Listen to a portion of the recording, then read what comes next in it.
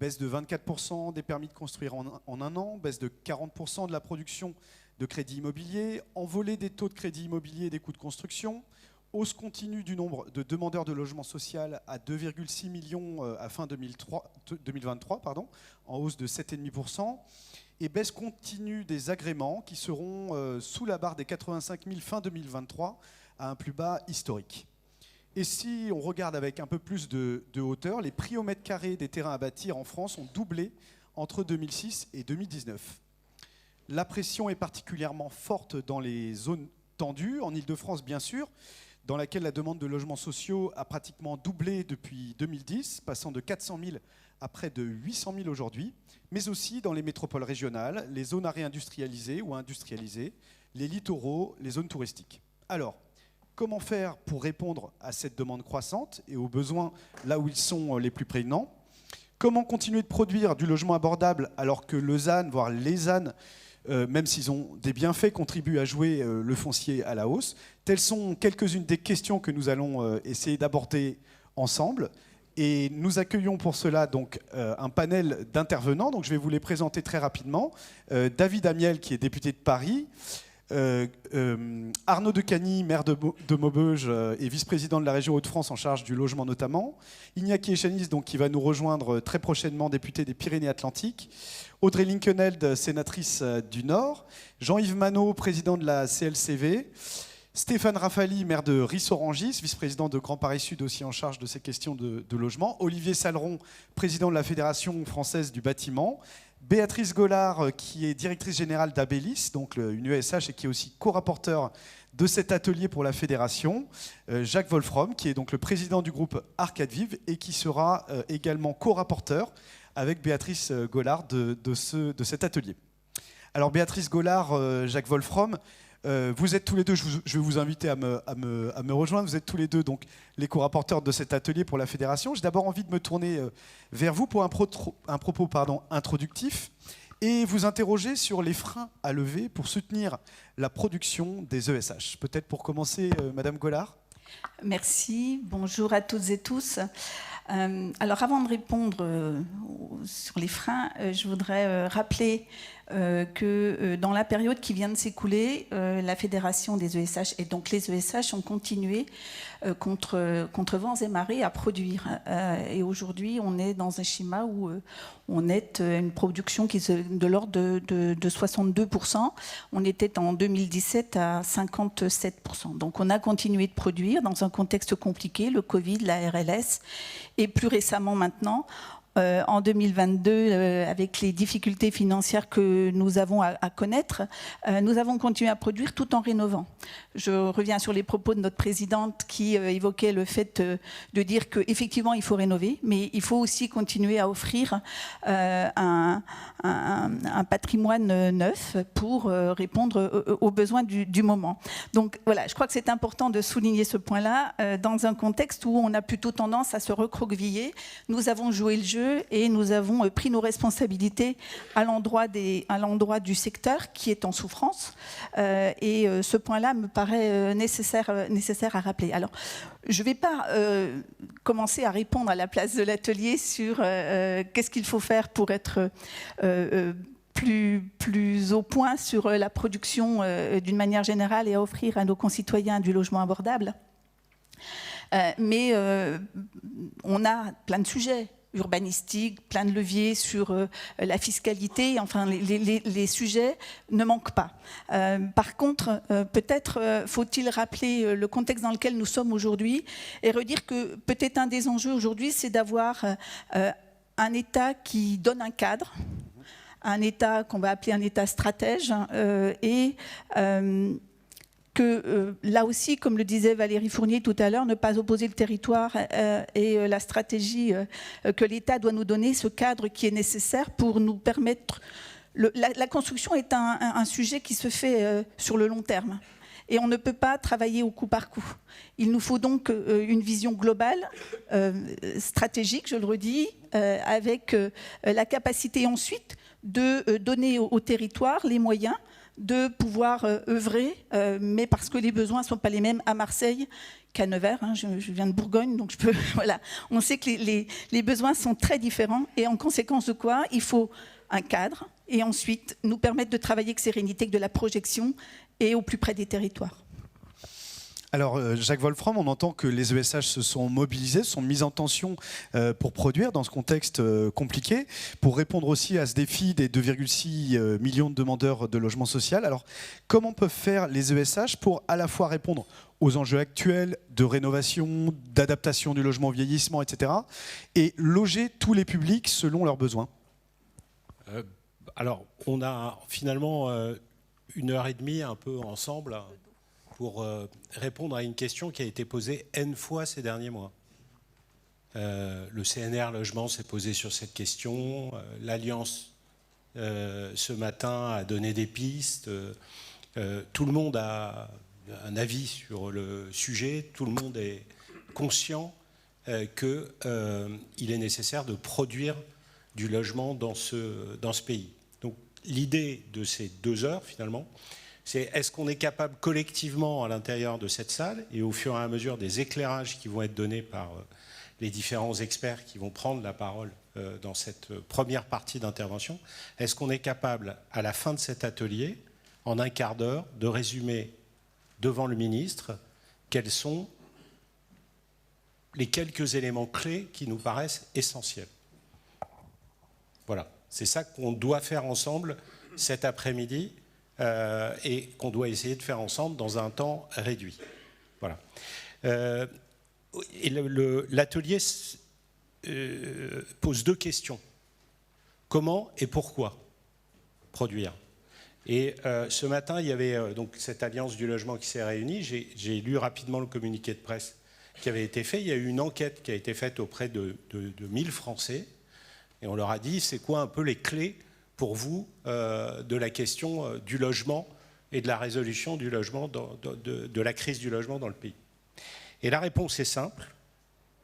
Les 1005 Français y répondent au pourquoi, pour que tout le monde soit bien logé.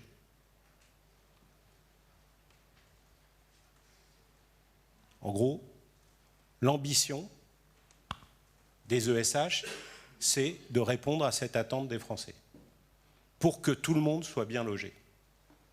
Contribuer à cela. Comment?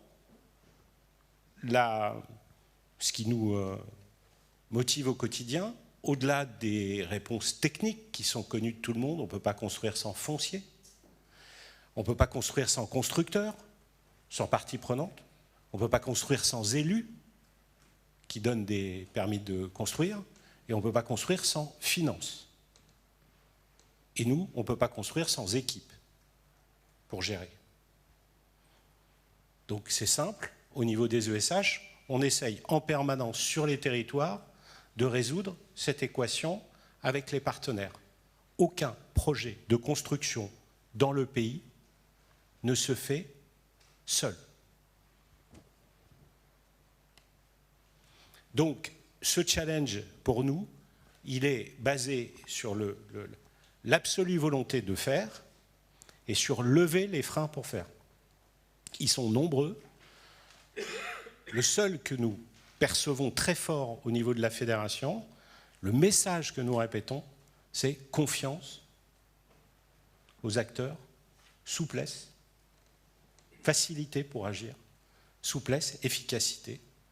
Et c'est l'ambition que portent les ESH sur leur territoire, chacun avec leurs moyens d'action, chacun sur leur territoire avec leur capacité à faire. Un seul objectif pour que tout le monde soit bien logé.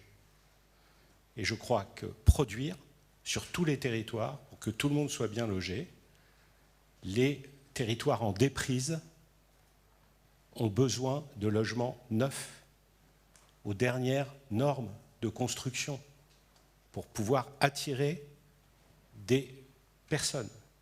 Les territoires tendus ont besoin de plus de logements.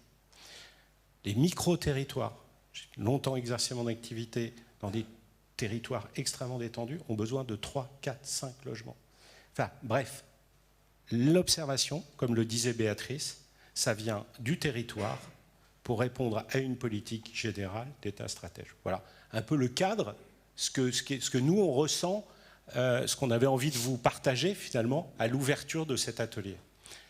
Et alors, voilà. Quand vous me disiez, dans les préparations, on discutait un petit peu de ça, vous me disiez aussi, il y a une des problématiques, c'est que l'État raisonne par produit. Ce qui est intéressant, c'est les publics. Est-ce que vous pourriez développer un petit peu cette idée? Voilà, alors, on parle beaucoup dans notre métier de PLAI, de plus, de PLS, de sujets de ce type-là. Ça n'intéresse personne. Enfin, nous, ça nous intéresse parce que derrière, il y a des subventions, il y a des financements, il y a des taux différents. Mais ça n'intéresse personne.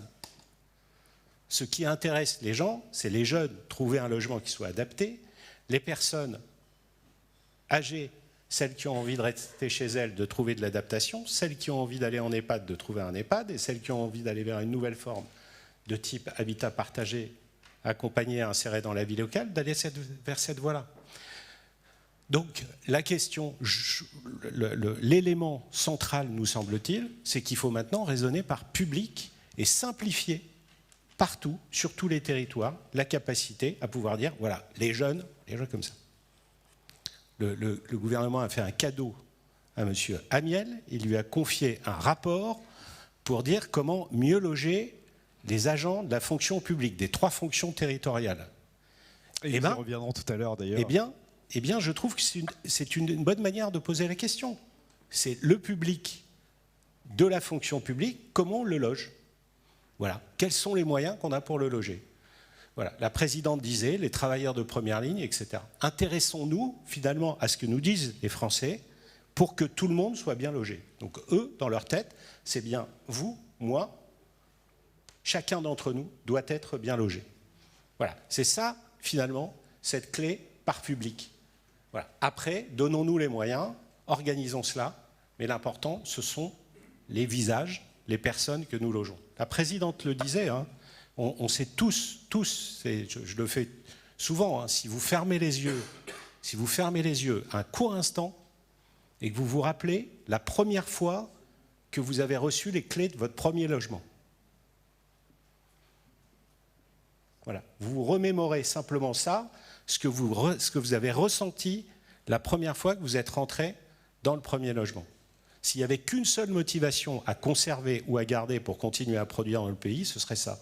Le bonheur qu'on a eu, la première fois qu'on a eu les clés pour être autonome, faire la fête pour certains, bosser pour d'autres. Voilà. S'attacher au public, la dynamique partenariale, Béatrice Gollard peut-être? Peut-être juste rajouter qu'effectivement, on a continué à produire, le contexte financier se complexifie, nos bilans sont en tension aujourd'hui, hein, il ne faut pas l'oublier, et il y a une réelle urgence dans le contexte qui est le nôtre, avec des taux de rotation qui baissent, etc. Et donc, voilà, le sujet est central aujourd'hui, et je ne doute pas que les réflexions autour de cette salle vont nous permettre d'ouvrir des pistes plus largement, mais les sujets sont nombreux. Peut-être juste terminer sur un tout petit point d'organisation. Derrière, il y a une équipe formidable derrière les écrans là, qui vont essayer de récupérer en fait toute la matière qui vont être partagée à la fois par les experts, par le temps de partage où chacune et chacun d'entre vous qui le souhaitent pourront prendre la parole. Si vous n'avez pas le temps de prendre la parole, les équipes de l'ESH accueilleront vos commentaires écrits qu'on rajoutera dans le temps aux réflexions qui seront les nôtres. Donc ne soyez pas frustrés si vous n'avez pas eu le temps de prendre la parole dans le temps qui nous est imparti. On pourra derrière faire les choses.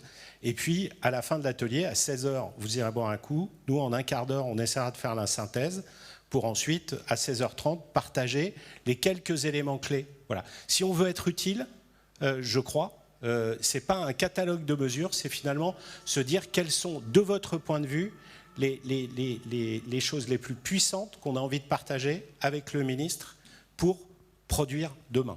Eh bien voilà. Je vous remercie beaucoup, je crois qu'on peut les applaudir. Alors j'appelle à me rejoindre Olivier Saleron. Olivier Saleron, vous êtes président de la Fédération française du bâtiment, vous pouvez prendre un micro là. Alors vous aviez effectivement ce matin une conférence de l'Alliance du logement, peut-être que vous voudrez nous en dire un mot.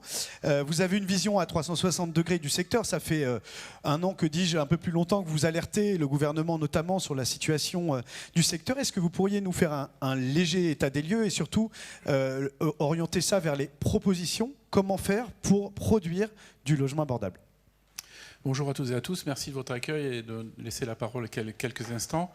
Le constat, il est simple, si on prend les résultats aujourd'hui, les chiffres du logement au global, privé et social, sont catastrophiques puisqu'on va construire... On a construit en 2023 100 000 logements de moins, c'est-à-dire qu'on est à peu près à 280 000 logements. Vous imaginez ce que ça peut faire. Et malheureusement, les prévisions pour l'année prochaine sont en dessous de 250 000.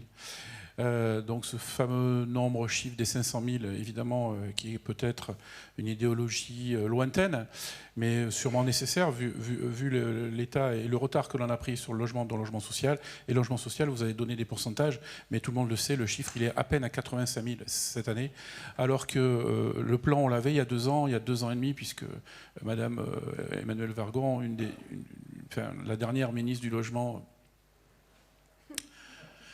avec un peu de poids, avait donné 250 000 logements sur 2 ans, donc vous voyez qu'on n'y sera largement pas.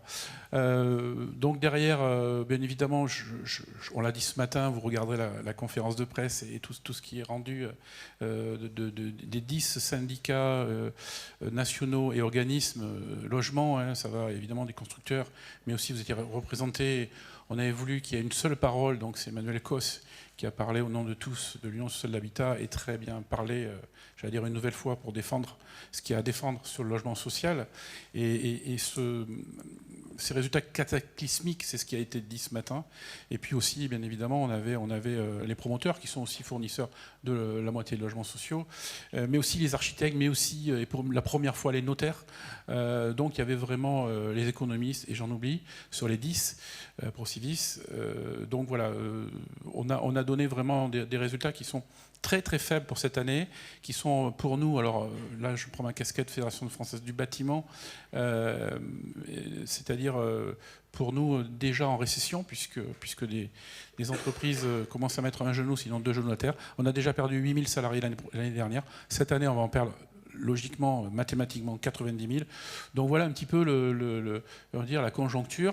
Vous l'avez dit, le temps du logement, le temps du bâtiment, le temps de la construction, à partir du moment où on les signe, vous le savez tous très bien, eh bien on met la clé dans la porte 4 ans après, à peu près.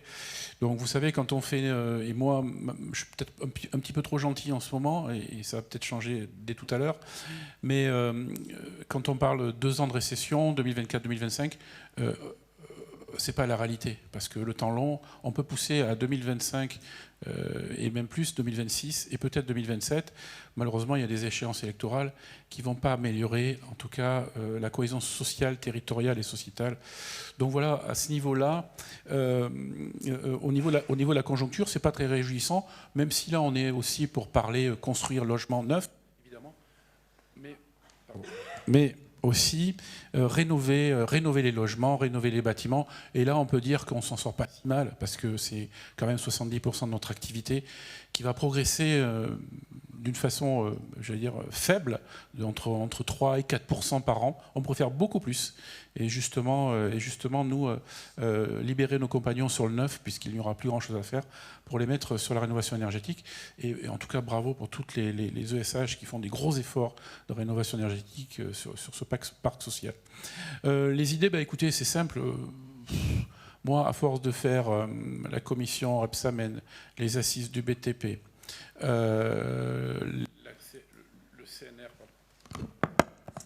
le CNR logement, plus là la réforme, pardon, les rencontres de la simplification. Je crois qu'on est sec. C'est-à-dire qu'on a mis toutes les idées qu'on pouvait avoir depuis 3 ans, puisque ça fait pratiquement 2 ans et demi, 3 ans qu'on alerte sur ces problèmes de logement. C'est la main, il faut que vous remontiez un tout petit peu la main, parce qu'en bas c'est là. Voilà. Ah oui, pardon. Donc, là-dessus, oui, vous disiez, on a proposé des choses ce matin. Non, on n'a pas proposé des choses. On a recyclé toutes les idées qu'on en a données lors du dernier CNR Logement, et vous savez qu'on avait été très en colère et plutôt méprisé là-dessus sur toutes ces propositions. Les propositions, on les a. Sur le logement social, on les a aussi. Il y en a beaucoup qui se recoupent. On a vu tout ça avec, que ce soit tous vos organismes, dont Emmanuel Cos, dont Bonheur Calipan, avec lequel on est absolument très proche, j'allais dire. Et donc voilà. Oui, depuis le Covid, oui, depuis 3 ans, il s'est passé beaucoup de choses. Oui, on a vécu 5-6 crises d'affilée. Et finalement, bon an, mal an, nous, acteurs de la construction, on s'en est plutôt pas mal sortis parce qu'on est agile et parce qu'on s'est passé d'un type de travail à un autre. Donc, il y a des problèmes de foncier, il y a des problèmes aussi, il y a eu des problèmes avec des maires non bâtisseurs à l'époque, il y a eu des problèmes avec la loi climat-résilience, avec cette ZAN que justement les maires ne savaient pas du tout appliquer, donc ils ont eu des problèmes. Aujourd'hui, l'AMF, les moyennes villes de France, les petites villes de France, les toutes petites villes de France sont à nos côtés pour trouver des solutions parce qu'aujourd'hui, voilà, il faut contenter l'ensemble de nos concitoyens sur l'ensemble des territoires et pas que dans les grandes métropoles. Donc tout est lié. Parce que là, on parle du social pur aujourd'hui, cet après-midi. Mais si le parc social n'est pas libéré par les primo-accédants qui vont pouvoir accéder à un premier logement, vous l'avez dit tout à l'heure, souvenez-vous de la première fois que vous avez mis les clés dans votre logement de location, comme tout le monde, moi aussi. Et un jour, voilà, j'ai eu quelque chose, un petit bout de chez moi, et je m'en rappelle très bien. Donc les Français, ils veulent ça. Ils veulent la maison individuelle, certes, aujourd'hui c'est un petit peu stigmatisé, mais c'est encore possible. Mais en tout cas, ils veulent avoir ce parcours résidentiel et débloquer le reste. Parce que l'ultra-social doit devenir le social, etc. Et le social doit devenir primo-accédant, le primo-accédant peut-être l'intermédiaire, et l'intermédiaire, un jour, eh bien, il va acquérir un logement pour de bon, ou pas, et peut-être même une résidence secondaire. Donc tout ce parcours est totalement sclérosé, bloqué. Même peut-être avant le Covid, donc c'est pas forcément une raison, mais avec tout ce qui s'est passé derrière, l'augmentation de la construction neuve, oui, la construction neuve coûte plus cher en 3 ans, plus 20 à 25%. Donc oui, nos concitoyens sont moins solvables, mais en plus il y a eu les HCSF qui a bridé les fameux 33% des revenus, 25 ans maximum, etc., etc. Plus il y a eu le ZAN, plus il y a eu toutes ces choses-là, plus on supprime le PTZ au 1er janvier, plus le Pinel, on l'a tellement essoré qu'il n'intéresse plus personne, donc il n'y a pas d'alternative pour cette fin d'année prochaine. Donc je vous le dis, on va ce matin, ces termes de catastrophisme sont vraiment là. Et on en a pour plusieurs années, si immédiatement, et je finirai par là, on n'a pas enfin, alors comme qu'on ne me propose pas un colloque du logement ou quoi que ce soit, c'est terminé. On ne veut plus. Nous, on ira directement sur convocation, sur invitation, et on dira voilà nos propositions, vous en faites ce que vous en voulez. Voilà, vous avez assez de cerveau à Bercy, parce que c'est souvent là que ça se décide au niveau financement. Et là-dessus, on veut des réponses rapides, parce que tous les mois qui sont perdus, ça nous repousse encore de 2-3 mois supplémentaires. Et donc là, on est devant peut-être 3 ou 4 ans de crise. Alors justement, simplement sur les réponses, Bercy a commencé à en donner quelques-unes. On a entendu parler d'un DPE simplifié, de renforcer le BRS. Et la dernière proposition émanant de Bercy en ce moment, c'est rendre le PLU opposable, avec une espèce de contrainte à l'endroit des maires, c'est-à-dire essentiellement des mesures à coût constant. Qu'est-ce que vous avez envie de dire par rapport à ces propositions qui commencent à arriver ? On est bien d'accord que l'État a plus d'argent, évidemment, voilà, et donc il faut trouver. Il y a tellement de choses en simplification à faire et que l'on propose. Juste un petit détail. En 2022, le prêt à taux zéro a coûté 0,7 milliards d'euros au budget de la France sur les 42 milliards sur le logement. Oui, c'est que mon temps de parole doit être écoulé. Je pense que c'est ça. Voilà, ouais, ou alors c'est quelqu'un qui bride le truc, là. Il y a de la censure dans l'air. Mais 0,7 milliards d'euros sur les 42 milliards qui étaient concernés pour le prêt à taux zéro sur les primo-accédants. Donc quand on regarde ça, et quand on voit que les 42 milliards mis sur le logement neuf en rapportent 92, bon, voilà, il faudra m'expliquer aussi deux, trois trucs. Mais là-dessus, voilà, il faut de la constance. Moi, en 3 ans et demi, je vais peut-être connaître mon 5e ministre du Logement. Donc je crois que ça prouve un petit peu là où est mis le logement au niveau des curseurs gouvernementaux. Ça, c'est une catastrophe. Après, il faut qu'il y ait un plan. Vous l'avez dit tout à l'heure. Il faut qu'il y ait un plan, alors quinquennal, j'en sais rien.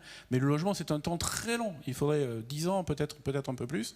Et là-dessus, on a des propositions. Aujourd'hui, elles ne sont pas suivies. Et puis alors, la politique du sparadrap, il y a un problème là, tiens, on se met un truc, le DPE, finalement ça bloque quelques dizaines, quelques centaines de milliers de logements, donc on va faire un DPE light. Bon, moi je sais le faire. Hein. Par contre, moi, voilà, si je fais ça à mes adhérents, ils vont m'accueillir bientôt un peu plus de façon excessive. Donc ça suffit, quoi. Ça suffit.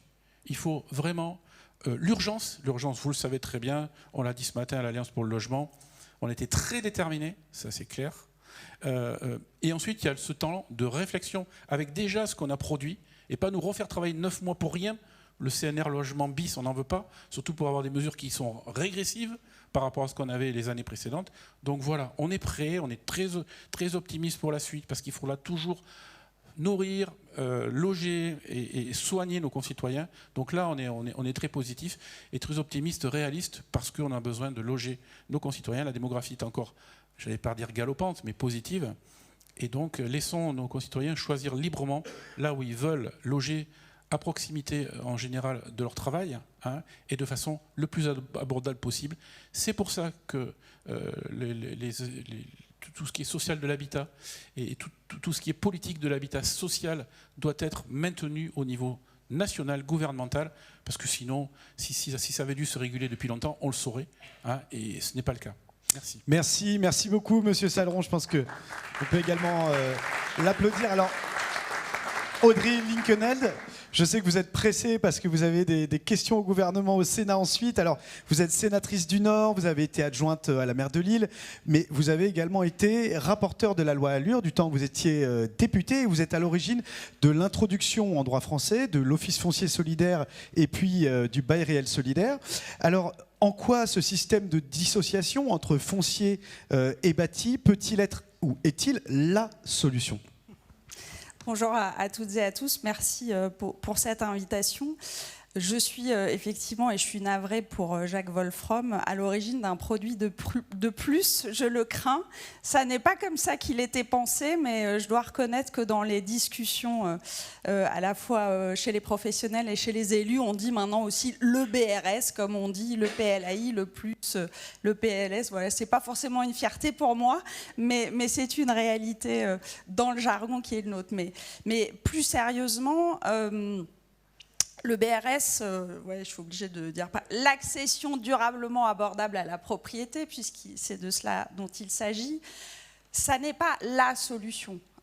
Et on l'a dit dès le début, j'ai ici quelques inspirateurs aussi de cette proposition, c'est un outil de plus dans une politique de l'habitat, et ça vient d'être très bien dit par mes prédécesseurs, qui doit être une politique globale, qui n'est pas la politique de tous propriétaires ou tous en HLM, qui est une politique qui doit effectivement répondre aux besoins des Français d'être bien logés et qui doit donc répondre aux besoins tels qu'ils s'expriment dans les territoires, ici propriétaire, là locataire, ici du logement abordable, là de l'accession abordable, là du logement libre, là de l'accession libre.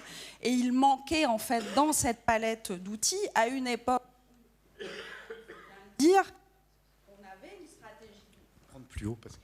Ou alors c'est parce que moi aussi je commence à dire des trucs désagréables. Une époque où on avait une stratégie du logement qui n'était pas forcément partagée par tous. Je me souviens de débats assez vifs dans le cadre de la loi Allure et de quelques autres lois, mais n'empêche qu'il y avait une stratégie qui, me semble-t-il, était relativement claire et qui permettait non pas de faire des colloques, mais d'avoir des vrais échanges et puis après de trancher, quoi.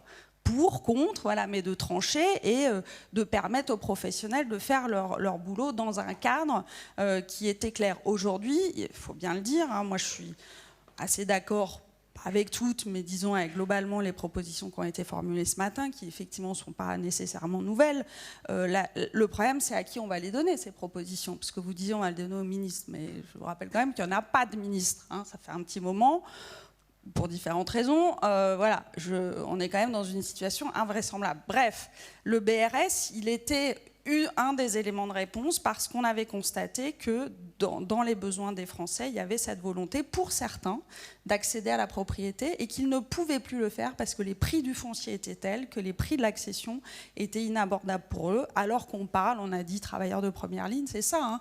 On ne parle pas de gens qui sont très très modestes. Je veux dire, moi, je ne suis pas là pour mettre les gens en difficulté. Quand on a peu de ressources, ce n'est pas la bonne solution d'être propriétaire. Le logement HLM est souvent une meilleure solution. Mais on a des gens qui sont à 1, 2, 3 SMIC, qui travaillent et qui légitimement aspirent à la propriété, soit parce que là où ils habitent, c'est la seule solution qui s'offre sur le marché immobilier. On a beaucoup de territoires où le locatif est assez faible et où donc c'est d'abord l'accession à la propriété. Et puis dans des villes, c'est aussi un bon moyen de garder les familles dans nos villes. C'est en tout cas comme ça qu'est née l'idée à Lille. Et puis avec l'aide des notaires notamment, c'est devenu cet outil supplémentaire qui... il faut le dire, rencontre un intérêt certain que je n'avais pas forcément imaginé moi-même à l'époque, mais aujourd'hui on a, je crois, 140 à peu près organismes de foncier solidaire, y compris donc des bailleurs qui maintenant peuvent l'être. On a du bail réel solidaire dans le neuf, mais aussi dans l'ancien, ce qui n'était pas forcément prévu à l'origine, mais c'est très bien que ça puisse être possible. Et on a, je crois, plus de 1800 logements livrés, 7000 qui sont commercialisés et 7000 autres qui sont engagés. Voilà, donc c'est plutôt un succès quantitatif, qualitatif, j'allais dire, parce que le BRS est dans le débat, 10 ans après, ce qui prouve qu'il répondait à un besoin. Alors, des fois, je ne suis pas toujours d'accord avec les propositions qui sont faites sur le BRS. Mais justement, on parle de massifier le BRS en ce moment. C'est quelque chose qu'on a entendu pendant le CNR Logement. On voit Bercy qui repousse un petit peu. Est-ce que c'est la solution? Est-ce qu'il faut pousser encore les feux là-dessus? Alors, Bercy n'a jamais été totalement notre allié sur le sujet, hein. Même si on a fini par réussir à les convaincre. Moi, je ne sais pas bien ce que ça veut dire massifier le BRS. BRS, bail réel solidaire. Le mot qui me tient à cœur là-dedans, à moi, c'est solidaire, c'est sous plafond de ressources. C'est fait pour, je l'ai dit, une certaine catégorie de la population. Si massifier, ça veut dire remonter les plafonds de ressources, faire en sorte qu'on crée un bail réel intermédiaires qui viennent se substituer au bail réel solidaire, alors je ne serais pas, moi, d'accord avec cette proposition. Si c'est l'idée, comme cela a été indiqué tout à l'heure par Valérie Fournier, de dire que l'intermédiaire peut être un complément intéressant, voire parfois une locomotive au logement social, alors pourquoi pas? Mais je crains quand même beaucoup qu'on soit plutôt en train de dire on relève les plafonds parce qu'on a compris. C'est là où je redis des trucs désagréables. Donc voilà, moi, massifier, je ne sais pas si massifier, ça veut dire répondre à une demande qui s'exprime d'une accession abordable à la propriété, qui s'inscrit dans des politiques locales de l'habitat, parce que ce n'est pas un outil comme ça en l'air, ça doit s'inscrire dans une politique locale. Alors pourquoi pas, si c'est comme on peut le craindre parfois, que le logement intermédiaire ou le logement libre bénéficie des mêmes avantages que le logement social et donc en gros s'y substituent et viennent chercher à Bercy ce que le logement social a bien du mal à y trouver, alors je crains de ne pas être d'accord. Mais l'important, c'est encore une fois la palette des outils et la réponse aux besoins divers qui s'expriment. Ben merci beaucoup Audrey Linkenheld, je vous remercie. Si vous avez peut-être un mot à ajouter, mais... Non, vraiment, enfin, vous m'aviez demandé, est-ce que vous avez des propositions? Moi, j'ai la même proposition que tous ceux que j'ai entendus cet après-midi et ce que j'ai lu de l'Alliance pour le logement. C'est-à-dire que je pense qu'il faut qu'on retrouve une vraie stratégie et politique du logement. Il faut qu'on se rappelle, cela a été dit, que le logement, c'est d'abord un bien de première nécessité, que c'est d'abord fait pour loger les gens et accessoirement seulement pour faire de l'investissement immobilier, se payer sa retraite, ou voilà, ça peut être fait en parallèle, mais ce n'est pas d'abord fait pour ça. Et je crois qu'il est nécessaire qu'on cesse les colloques et qu'on engage un vrai débat, y compris un débat parlementaire, avec voilà, des propositions concrètes qu'on peut partager ou pas, mais qui nous permettent effectivement d'avancer, et puis des solutions techniques ou financières, y compris réglementaires parfois, qui nous permettent enfin de répondre à la demande des Français qui aujourd'hui sont tous les jours dans tous nos territoires en réelle difficulté, que ce soit en accession ou en location. Et la bombe sociale, voilà, elle n'est pas très loin d'exploser. Merci beaucoup, Madame la Sénatrice. Merci. Alors je me tourne vers Arnaud Descagny. Donc vous êtes maire de Maubeuge, vous êtes vice-président des Hauts-de-France en charge de la politique de la ville, du logement, de la rénovation urbaine et de l'apprentissage. Alors comment faire pour soutenir les maires bâtisseurs? On l'a entendu, les élus sont au cœur de l'acte de construire. Comment est-ce que vous faites, vous, en tant que maire? Vous me disiez qu'on ne construit plus du tout aujourd'hui, en 2023, comme on pouvait le faire même il y a 10 ans. Alors d'abord, par rapport aux interventions que j'ai entendues, on était plutôt dans une action dans les zones tendues. Alors moi, pour situer Maubeuge, je suis maire d'une ville de 30 000 habitants, dans une agglomération de 125 000 habitants, avec une zone détendue, c'est-à-dire que le prix au mètre carré, il est allé entre 1000 et 1200, 1300 euros quand on construit à 2005, voire plus. D'accord ? Ça veut dire que les programmes privés, on a quand même du mal à les sortir. Alors une ville, c'est simple, où il y a eu dans un arrondissement où il y a eu plutôt de l'étalement urbain. C'est-à-dire qu'on a artificialisé les maisons individuelles, où il y a eu aussi les bailleurs sociaux qui sont venus prendre et faire des constructions sur 50, 80 logements. Bon, maintenant, tout ça c'est terminé. Avec le ZAN, d'ailleurs, déjà avec les PLUI, quand on les a fait, on a déjà réduit l'artificialisation, mais en plus avec le ZAN, maintenant on est pratiquement à l'os. Ça veut dire qu'il n'y a pas d'autre solution, on doit travailler nos friches. Alors on n'a pas entendu le ZAN, c'est-à-dire qu'on doit même anticiper les friches. Alors nous on a un outil dans le Nord, je ne sais pas s'il existe partout, qui s'appelle l'établissement public foncier, qui nous permet de racheter un certain nombre de fonciers, et puis en fonction dans le PPI de l'établissement public foncier, en fonction du programme que vous avez derrière, évidemment, le foncier coûte de plus ou moins cher. Mais quand on fait du logement, on doit faire aussi un certain nombre de logements hectares. Moi, par contre, dans ma vie, je devais faire du 50 logements hectares. Donc on est évidemment très attentif à ce que va sortir l'EPF en termes d'accompagnement. Si l'EPF revient un petit peu en arrière, ça grince un peu. Ça veut dire que le bailleur, alors ça veut dire qu'on traite un certain nombre de friches dans notre territoire, et encore une fois, là par exemple, là je suis à la fin d'un certain nombre de friches, là je me pose des questions de travailler d'autres friches, mais je sais que je ne vais pas les travailler avant 5 ou 10 ans. Pourquoi ? Parce que maintenant, il faut d'abord acquérir, donc on fait une DUP, etc., mais ça prend plus ou moins de temps. Quand on a tous les propriétaires, parce que des fois, après, il y a des propriétaires qui manquent, c'est un problème, on ne sait pas. Après, il faut qu'on ait acheté, après, c'est toutes les normes de bâtiments, parce que moi, je suis entouré par des remparts Vauban. Donc après, c'est fouilles préventives, fouilles archéologiques.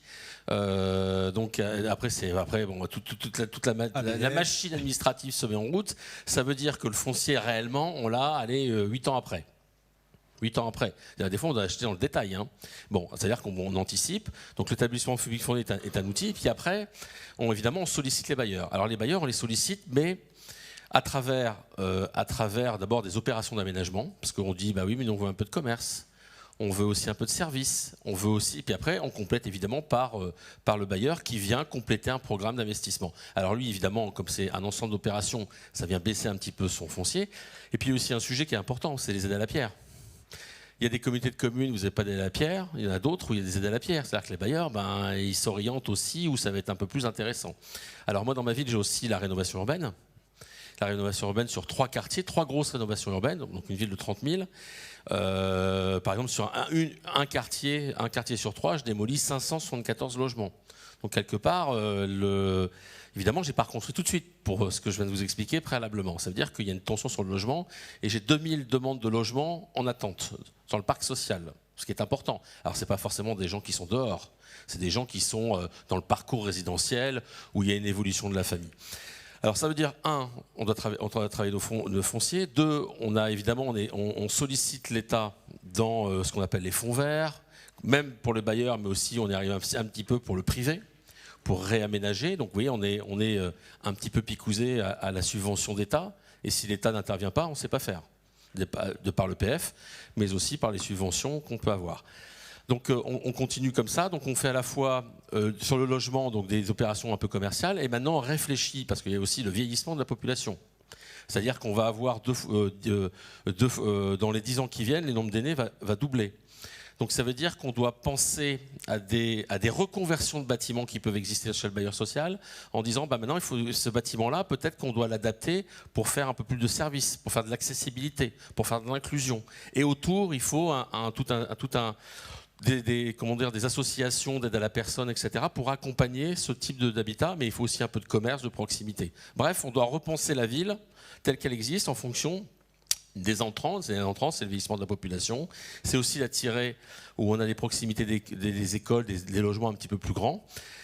Pour revenir sur les aînés, par exemple, les aînés, ils sont 2 et des fois il y en a un qui décède, donc les revenus diminuent. Donc ça veut dire que le PLAI, des fois, on l'oriente un petit peu vers les aînés avec de l'accessibilité pour qu'ils restent plus longtemps chez eux, pour pouvoir évidemment vivre dans les cœurs de ville. Donc voilà ce qu'on met en place. Donc on a c'est à la fois de l'aménagement, c'est à la fois la reconversion de friches, c'est à la fois penser pour demain. Mais encore une fois, nous sommes soumis quand même à l'accompagnement de l'État. Si l'État ne nous accompagne pas chez nous, on ne sait pas faire. Clairement, on ne sait pas faire. Par l'EPF, par d'autres mécanismes. Et encore, je suis dans une agglomération qui fait une aide à la pierre significative. C'est-à-dire que les autres intercos autour, les bailleurs, ils vont regarder. Alors maintenant, avec le ZAN, cette politique, elle doit encore s'intensifier. Parce que si on veut faire du développement économique, c'est-à-dire que l'artificialisation, on doit la réserver au développement économique. Vous avez mis l'accent sur l'industrialisation, c'est ça, sur votre territoire? C'est-à-dire que dans le cadre du ZAN, la région des Hauts-de-France garde 20% du foncier pour le développement économique. Alors il y a une partie d'État sur les grosses infrastructures, doublement de la RN2, etc. Mais elle garde. Donc ça veut dire que c'est du développement économique. Ça veut dire que on va plus artificialiser pour faire du logement. Maintenant, il faut retravailler nos friches. Alors on peut aussi travailler sur des outils, sur l'acquis amélioré, renforcé. Quand on a des habitats qui sont insalubres ou des habitats abandonnés, l'acquis amélioré peut être une vraie solution qui est mise en place d'ailleurs dans les Hauts-de-France, mais c'est quand même compliqué à mettre en place. Bref, il faut vraiment un échange avec le bailleur, où le bailleur est aussi au centre de toutes nos politiques. Et si on a des bailleurs qui nous accompagnent, évidemment c'est gagnant-gagnant. D'autres peut-être un peu moins. Alors il y en a qui font de la VFA, d'autres qui n'en font pas parce qu'ils préfèrent produire eux-mêmes. Donc on essaie de travailler en fonction avec tous les acteurs, en fonction de leurs intérêts. Mais en tout cas, il y a un lien très fort entre le bailleur et nos politiques d'aménagement. Pour la région des Hauts-de-France, la politique elle est très simple. C'est l'accompagnement, notamment sur le bassin minier, sur les zones contractuelles, dans lesquelles on vient travailler sur tout ce qui est évidemment isolation, tout ce qui est transition écologique. En Hauts-de-France, on appelle ça REF 3, dans lequel on vient accompagner les bailleurs ou les privés sur la rénovation thermique des bâtiments. La politique est vraiment essentiellement tournée vers ça. Et vous bénéficiez du pacte Sambre-Avernois-Thiérache, dont on parlait beaucoup il y a 2 ans, à peu près, 1 an, 2 ans. Alors le pacte, c'est une politique contractuelle avec l'État. Comme il y a eu pour le bassin minier, nous dans le Sambre-Avernois, alors moi j'ai 2 choses. J'ai le PACSAT, ça veut dire qu'on a un accompagnement plus important de l'État dans les subventions, dans ce qu'on appelle le FENADT, tout ça, enfin bon soit. Donc on a des décotes, même avec la DRAC. Et puis Maubeuge est aussi force d'action républicaine. On est une des 3 villes qui a eu la force d'action républicaine. Donc là, ça se met en place. Donc il y aura des déclinaisons évidemment sur la sécurité, mais pas que, sur l'éducation. Et le logement va faire partie aussi d'un travail pour peut-être que dans le travail qui va être mené, peut-être ce qu'on n'a pas eu dans l'ANRU, on va essayer de voir avec l'État comment on peut être accompagné. Donc là, on est vraiment dans des spécificités sur mesure, avec un territoire, encore une fois, périphérique, en grande difficulté, et aussi un territoire qui va beaucoup travailler dans ces industries pour être aussi labellisé par l'État, pour être un territoire d'industrie, des 20 territoires d'industrie, de réindustrialisation, comme ils disent. Bref, donc on se bagarre. Mais encore une fois, pour revenir sur le logement est indispensable. Et parce qu'on est aussi des territoires qui perdent un petit peu de personnes. Et parce qu'il y a une métropolisation sur la région de Lille qui est très forte en termes d'emploi, donc on doit avoir une qualité de logement, et quand on a des vieux logements ou des logements qui commencent à vieillir, même ça, on doit commencer à travailler avec le bailleur pour essayer de les retravailler pour que, évidemment, on puisse améliorer le logement des habitants, parce que c'est quand même une priorité pour nous d'accompagner nos habitants dans ce parcours résidentiel qui est aussi nécessaire. Voilà. Merci beaucoup, monsieur Decagny, monsieur le maire. Alors, j'invite David Amiel, donc vous êtes député de Paris. Comme ça a déjà été spoilé par Monsieur Wolfram tout à l'heure, mais tout le monde était au courant plus ou moins, vous avez travaillé bien sûr sur la rénovation énergétique, mais vous êtes chargé d'une mission sur le logement des agents publics. Alors, comment faire pour peut-être mobiliser le foncier aussi, on a entendu ça, nécessaire pour loger l'ensemble des fonctionnaires. Et puis, est-ce qu'on va vers un action logement du fonctionnaire? On ne sait pas trop. Voilà, je vous pose cette question, peut-être revenir sur cette mission. Effectivement, c'est une mission qui m'a été confiée par le gouvernement au mois de novembre dernier. Et moi, je suis très frappé depuis. J'ai échangé avec un certain nombre, évidemment, d'acteurs du logement, d'élus, de bailleurs, d'employeurs publics à travers tout le territoire. Et on voit bien que dans un certain nombre de zones, et particulièrement évidemment dans les zones tendues, grandes métropoles, zones littorales, zones touristiques, zones frontalières, je pense en particulier à la frontière suisse, où il y a évidemment une crise du logement très aiguë, liée au niveau de rémunération des travailleurs transfrontaliers, on a par contre-coup une crise très importante dans nos services publics. Alors, les agents qui travaillent dans les services publics subissent les mêmes difficultés que les travailleurs je fais comme tout le monde, que les travailleurs de première et de deuxième ligne qui ont ces niveaux de rémunération. Je crois que la sénatrice y faisait référence d'un SMIC, 2 SMIC, 3 SMIC pour pouvoir accéder au marché locatif ou bien accéder à la propriété. Mais la contrepartie de ça, c'est que quand vous êtes un agent public, ça crée évidemment une difficulté d'attractivité très importante pour nos services publics.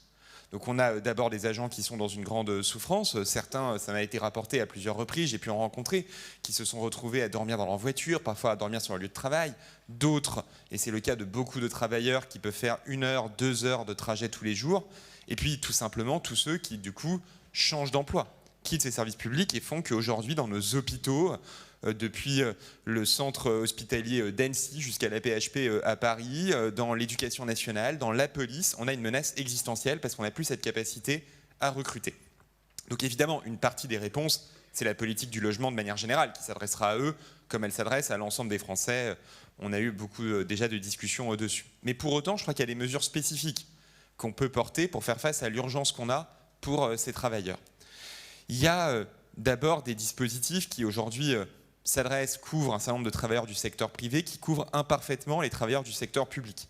Je pense en particulier à Visal, donc ce dispositif de cautionnement qui permet à ceux qui n'ont pas de garant ou pas les revenus suffisants pour apporter les garanties nécessaires aux propriétaires d'accéder au marché locatif. Clairement, je pense qu'il va falloir étendre ce dispositif de cautionnement à un certain nombre d'agents publics. Ça correspond d'ailleurs aux besoins qu'ont un certain nombre de travailleurs en mobilité. Il y en a un certain nombre dans la fonction publique, en mobilité professionnelle, de pouvoir accéder rapidement à un logement là où ils sont mutés.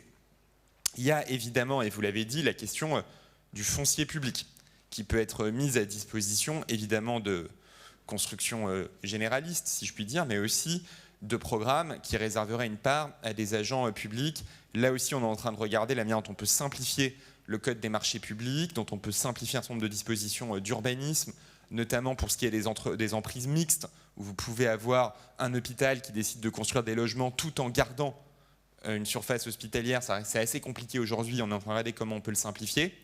Et puis, évidemment, se saisir aussi des opportunités qui sont offertes par la conversion du parc tertiaire dans le secteur public. On a des friches classiques, on connaît le sujet par cœur, si je puis dire, c'est quand même très longtemps qu'on en parle, mais on a aussi de nouvelles opportunités qui sont ouvertes par le fait que le développement du télétravail dans le secteur public comme ailleurs peut libérer des emprises de bureaux dans des métropoles, dans des zones tendues, et je pense que c'est une opportunité pour pouvoir le convertir en logement, et ça ouvre des perspectives qu'on n'avait peut-être pas il y a 5-6 ans, parce qu'on n'avait pas eu ce développement des nouvelles formes de travail. Et puis j'entends aussi les demandes des acteurs du terrain. Moi, j'ai rencontré beaucoup d'employeurs publics, hôpitaux, ministères, services déconcentrés, collectivités territoriales, qui sont prêts à investir davantage dans le logement pour fidéliser leurs travailleurs, pour pouvoir en attirer, pour répondre à ces questions sociales, et qui, en échange, souhaitent pouvoir plus simplement introduire des clauses de fonction. C'est-à-dire qu'elles disent « je veux bien investir dans le logement, mais notamment vu les taux de rotation qu'on peut avoir dans certains métiers, je veux être sûr que ce logement reste pour mes travailleurs et que si la personne qui travaille à l'hôpital dans 2 ans le quitte, ce soit toujours une personne qui travaille à l'hôpital qui puisse bénéficier de ce logement, y compris dans le parc social. Et je pense que ça fait partie effectivement des choses qu'il faut qu'on puisse creuser. Aujourd'hui, on a un dispositif législatif qui le permet pour la fonction publique d'État. Il ne le permet pas pour les autres fonctions publiques.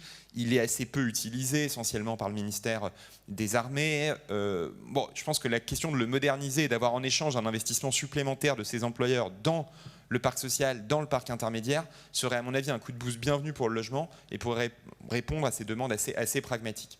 Et puis, et j'en terminerai par là, ça c'est les mesures un peu d'urgence. Mais on voit bien qu'il y a effectivement une question aussi de stratégie à long terme de l'État, de l'hôpital, des employeurs publics, en fonction de ces nouveaux besoins qui ont émergé. Pendant longtemps, on a plutôt eu un désengagement de cette politique de logement de fonction. Et les employeurs publics considéraient que ce n'était pas leur boulot de fournir un logement à leurs travailleurs. L'éducation nationale est un exemple typique de ça. On a eu progressivement la fin des logements des instituteurs. On l'a vu pareil dans un certain nombre de grandes entreprises publiques. Et je pense qu'il faut qu'on réamorce une nouvelle logique. Effectivement pas des logements de fonction à l'ancienne qui étaient parfois mal fichus, qui ne répondaient pas aux nouveaux besoins, mais d'avoir une nouvelle politique de logement de fonction en s'appuyant sur le parc social, en s'appuyant sur le parc intermédiaire, en ayant une organisation interne à l'État, à la fonction publique territoriale, à la fonction publique hospitalière qui permet de le gérer. Je trouve ça bien et je conclurai par là. Vous avez dit, est-ce qu'il faut un action publique, un action logement du service public, pardon. Moi, je crois que oui. Je pense qu'il faut qu'on aille vers ça. Probablement pas exactement de la même manière que ce que fait Action Logement pour le secteur privé, parce qu'il y a évidemment des spécificités au secteur public. Mais avoir une nouvelle organisation interministérielle, une politique construite, pensée sur plusieurs années, qui ouvre les droits qu'Action Logement ouvre aux salariés du secteur privé, oui, je pense qu'il faut y aller. Et d'ailleurs, France Urbaine a fait un certain nombre de propositions pour la fonction publique territoriale en ce sens, d'autres acteurs aussi. Je pense qu'on est mûr pour avancer sur ces sujets. Est-ce que ça veut dire un nouveau public réservataire quand vous dites ça par rapport au logement des fonctionnaires, ou comment est-ce que vous voyez les choses ?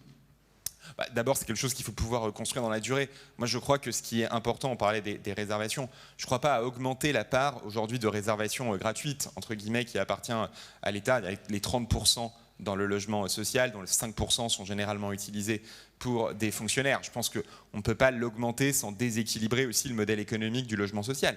En revanche, il faut qu'on puisse plus simplement acheter, on en parlait, des droits de réservation, ce qui permet pour le coup de loger un certain nombre d'acteurs publics tout en trouvant un modèle économique pour les bailleurs. Merci. Peut-être vous liez aussi sur la rénovation. On avait évoqué cette question-là. On entend qu'elle est peut-être l'avenir aussi du secteur de la construction, en tout cas une partie de la solution. Est-ce que, alors à la fois, vous aviez porté une proposition de loi sur le sujet, mais on sent que, est-ce que la rénovation n'est pas aussi, à un moment donné, un prétexte à ne pas construire parfois? On entend un petit peu ça aussi. Oh non, pour le coup, je crois que ce serait une grave erreur d'opposer l'un à l'autre. Ce serait une grave erreur de dire qu'on a besoin de construire et pas de rénover. Parce que si on rénove, c'est quand même d'abord pour des raisons de politique énergétique. On rénove pour ne pas avoir dans 10 ans des coupures d'électricité, parce qu'en basculant des énergies fossiles à des pompes à chaleur, à des dispositifs de chauffage décarbonés, on n'aurait pas suffisamment isolé une consommation d'énergie trop élevée. En revanche, ce n'est pas la rénovation qui permet de loger. Donc on a besoin, même si ça peut répondre à certains cas d'habitat dégradé, etc., mais on a besoin de faire l'un et l'autre. Je crois que c'est extrêmement important de le dire, et d'ailleurs, ce n'est pas toujours les mêmes métiers, ce n'est pas toujours les mêmes filières, et donc je pense qu'il faut pouvoir traiter les deux sujets à la fois. En revanche, oui, sur la rénovation énergétique, c'est un peu la même histoire que ce qu'on se disait sur la construction. Je pense qu'on est à un moment où il faut aussi pouvoir changer de modèle et planifier sur plusieurs années.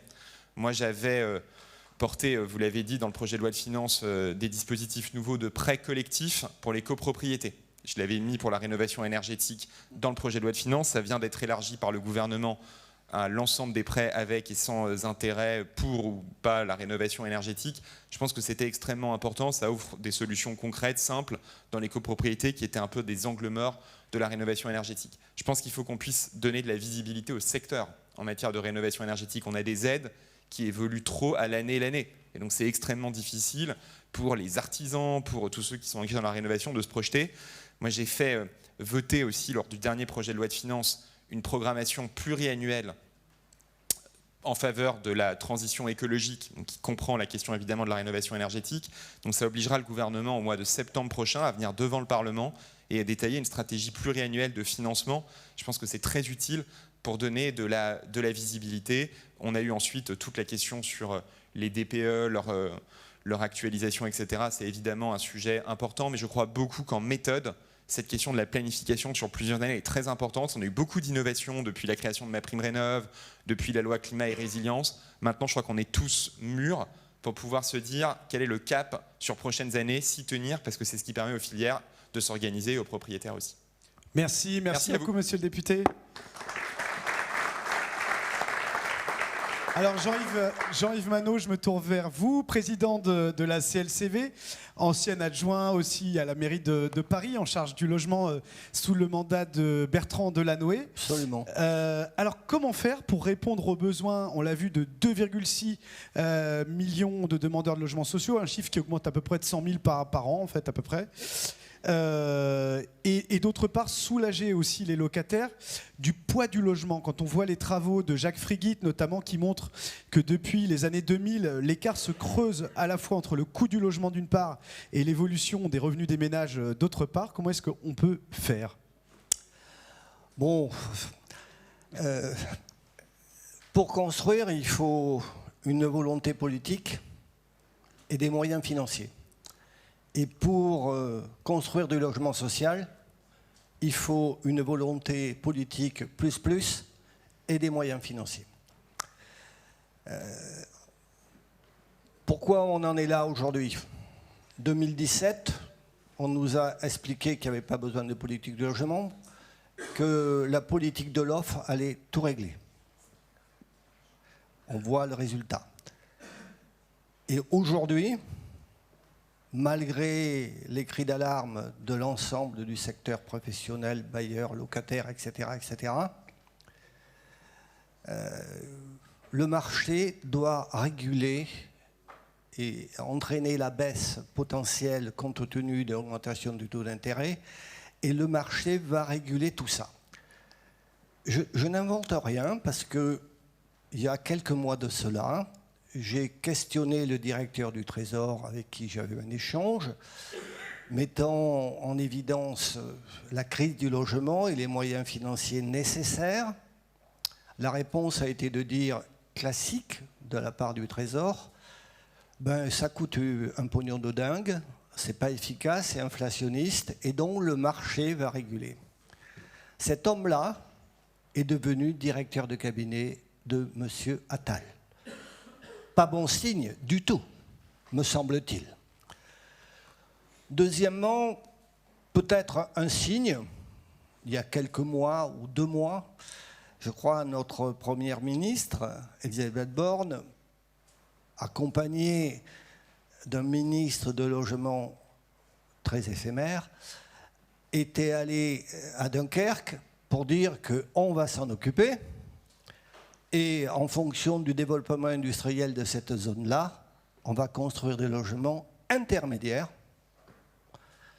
comme si potentiellement les salariés des futures usines avaient les revenus nécessaires pour un logement intermédiaire.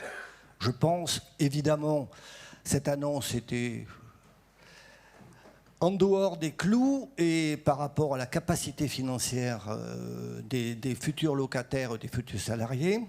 Ça montre bien qu'il n'y a pas d'orientation, quoi que ce soit, sur le sujet. Donc, pourtant, les locataires en place et les locataires du secteur privé qui n'en peuvent plus des augmentations et de supporter les surcoûts potentiels de tout ce que nous vivons aujourd'hui avec la baisse du pouvoir d'achat, une alimentation plus 16%, les mutuelles plus 8%, les assurances plus 9%, les loyers 3,5%, etc., etc., et l'énergie plus 40% en 2 ans.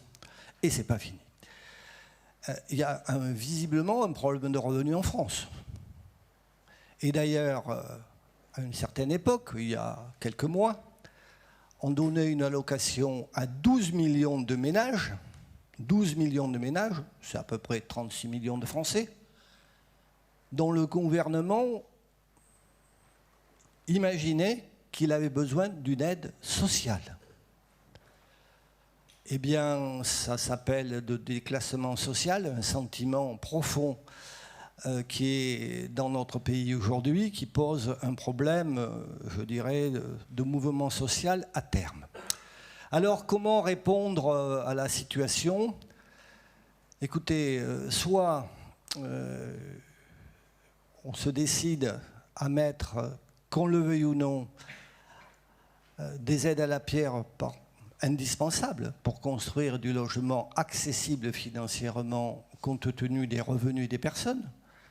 Je veux dire, aujourd'hui, le peu d'aide à la pierre est financé par des CG2LS, l'Action Logement, mais l'argent des CG2LS, c'est celui des locataires, HLM. Donc c'est eux qui financent eux-mêmes le peu d'aide à la pierre qu'on a trouvé. Bon, ce n'est pas la solidarité nationale. Bah, me semble-t-il que ça pose un problème de fond, bien évidemment. Alors, quoi trouver? Et qu'est-ce qu'il faut faire?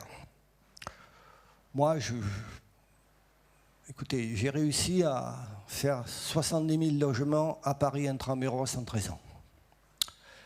Volonté politique, c'est sûr, et moyens financiers évidents.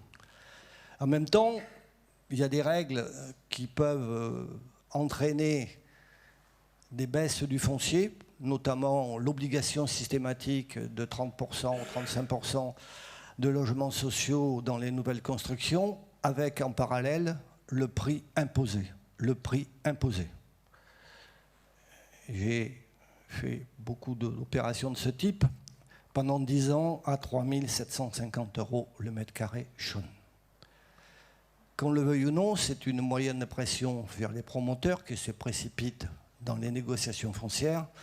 Mais à partir du moment où ils le connaissent à l'avance, ça fait partie d'une contrainte qu'ils connaissent dans leur équation. Donc, ça a râlé, ça a beaucoup discuté, mais ça s'est fait.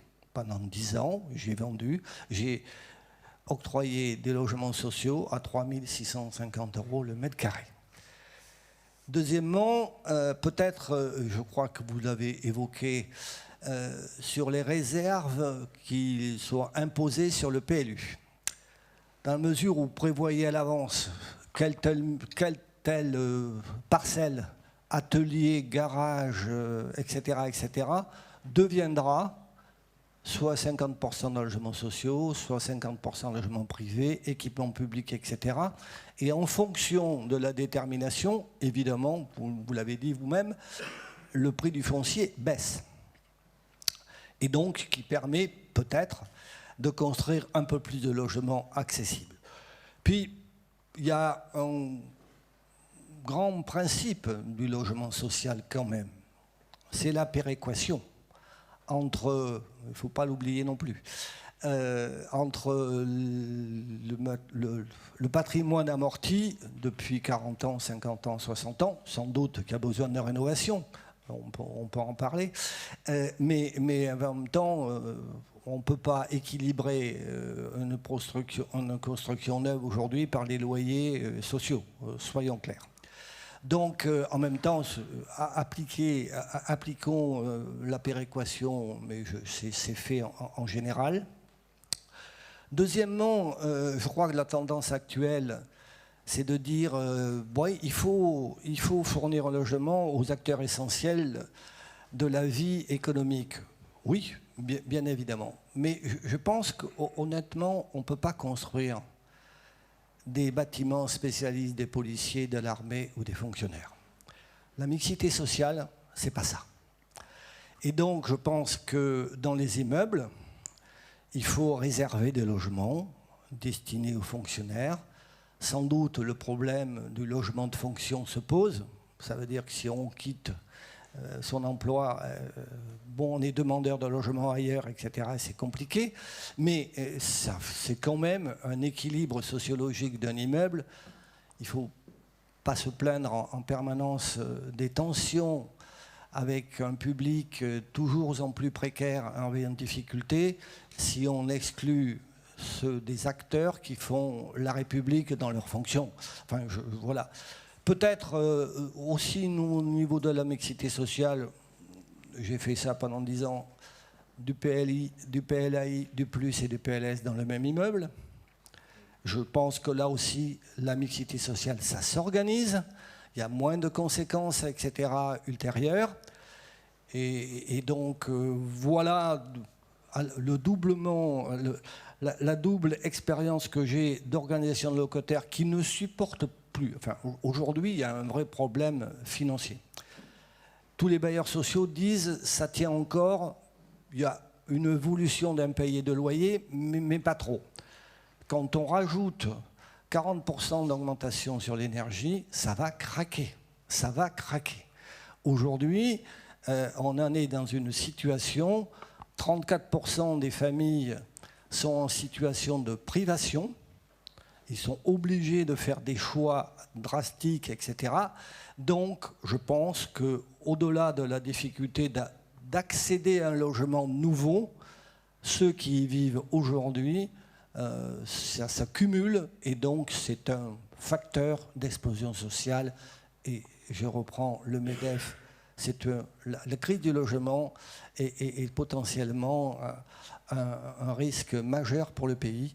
Et je pense que c'est vrai. Et je pense que le Premier ministre, le Premier ministre et là où le futur ministre du Logement et le président de la République sont à convaincre qu'il y a potentiellement des risques au-delà des agriculteurs, des taxis et des routiers.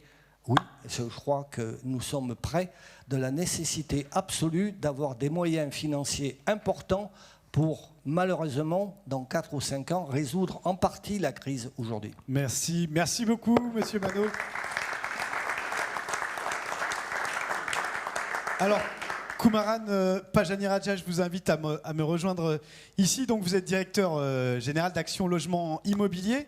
Alors, Action Logement a tenu ses vœux il y a une semaine, L'occasion pour vous d'effectuer des propositions. Peut-être qu'on pourrait aller justement dans ces 5 grandes propositions, je crois, de mémoire. Mais quelles sont les solutions que vous proposez pour justement produire plus de logements abordables ? Merci, bonjour à tous. Je dis déjà des bêtises. Alors, en premier lieu, peut-être rappeler qu'effectivement, le président du groupe a présenté donc, les vœux du groupe la semaine dernière avec une année qui était exceptionnelle. Et là, je m'inscris dans les constats qui ont été faits tout à l'heure par la présidente Fournier et tout à l'heure encore par quelques prises de position, d'une année extrêmement difficile, à bien des égards. Je ne vais pas le rappeler, ça a déjà été dit.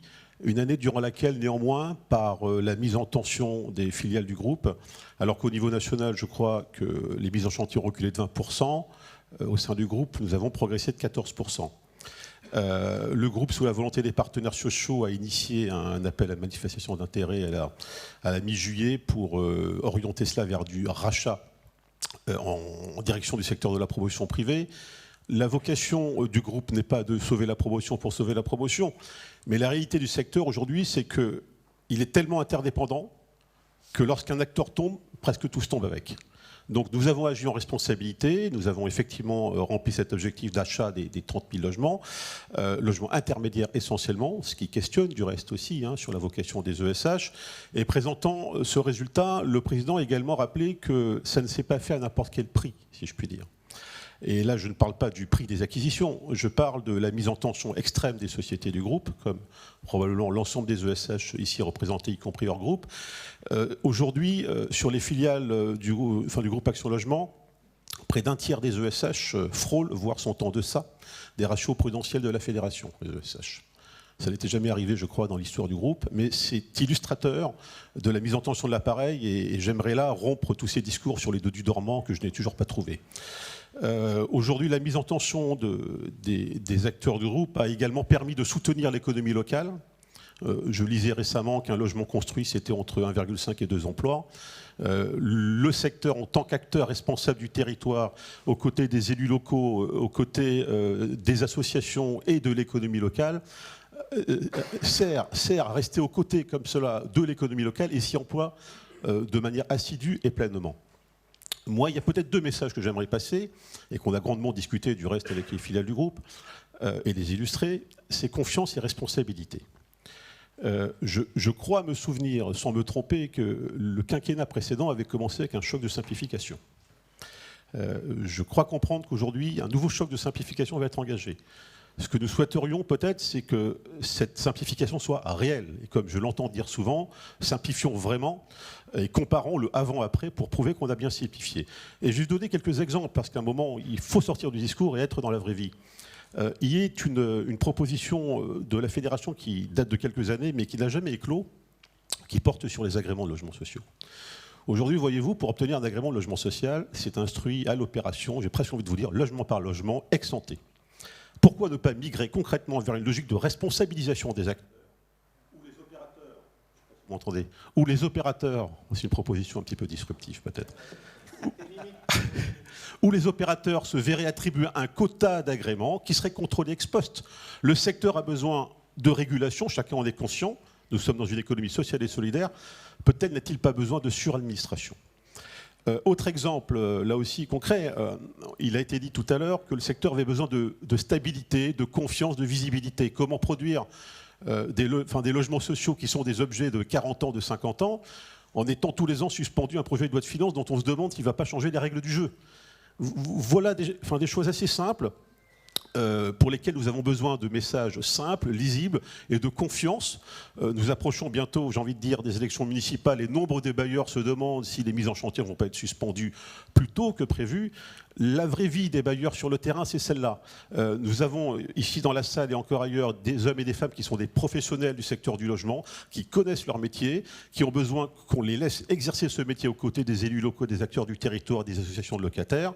Ils ont juste besoin de visibilité, de stabilité, dans un contexte que nous savons tous contraints pour apporter la meilleure utilité sociale auprès du territoire. Merci beaucoup, Monsieur Miracha, de ces propositions. Alors, Stéphane Rafali, vous êtes maire de Ris-Orangis en Essonne. Vous êtes également vice-président de Grand Paris Sud en charge de l'aménagement, des grands projets de l'habitat et du logement.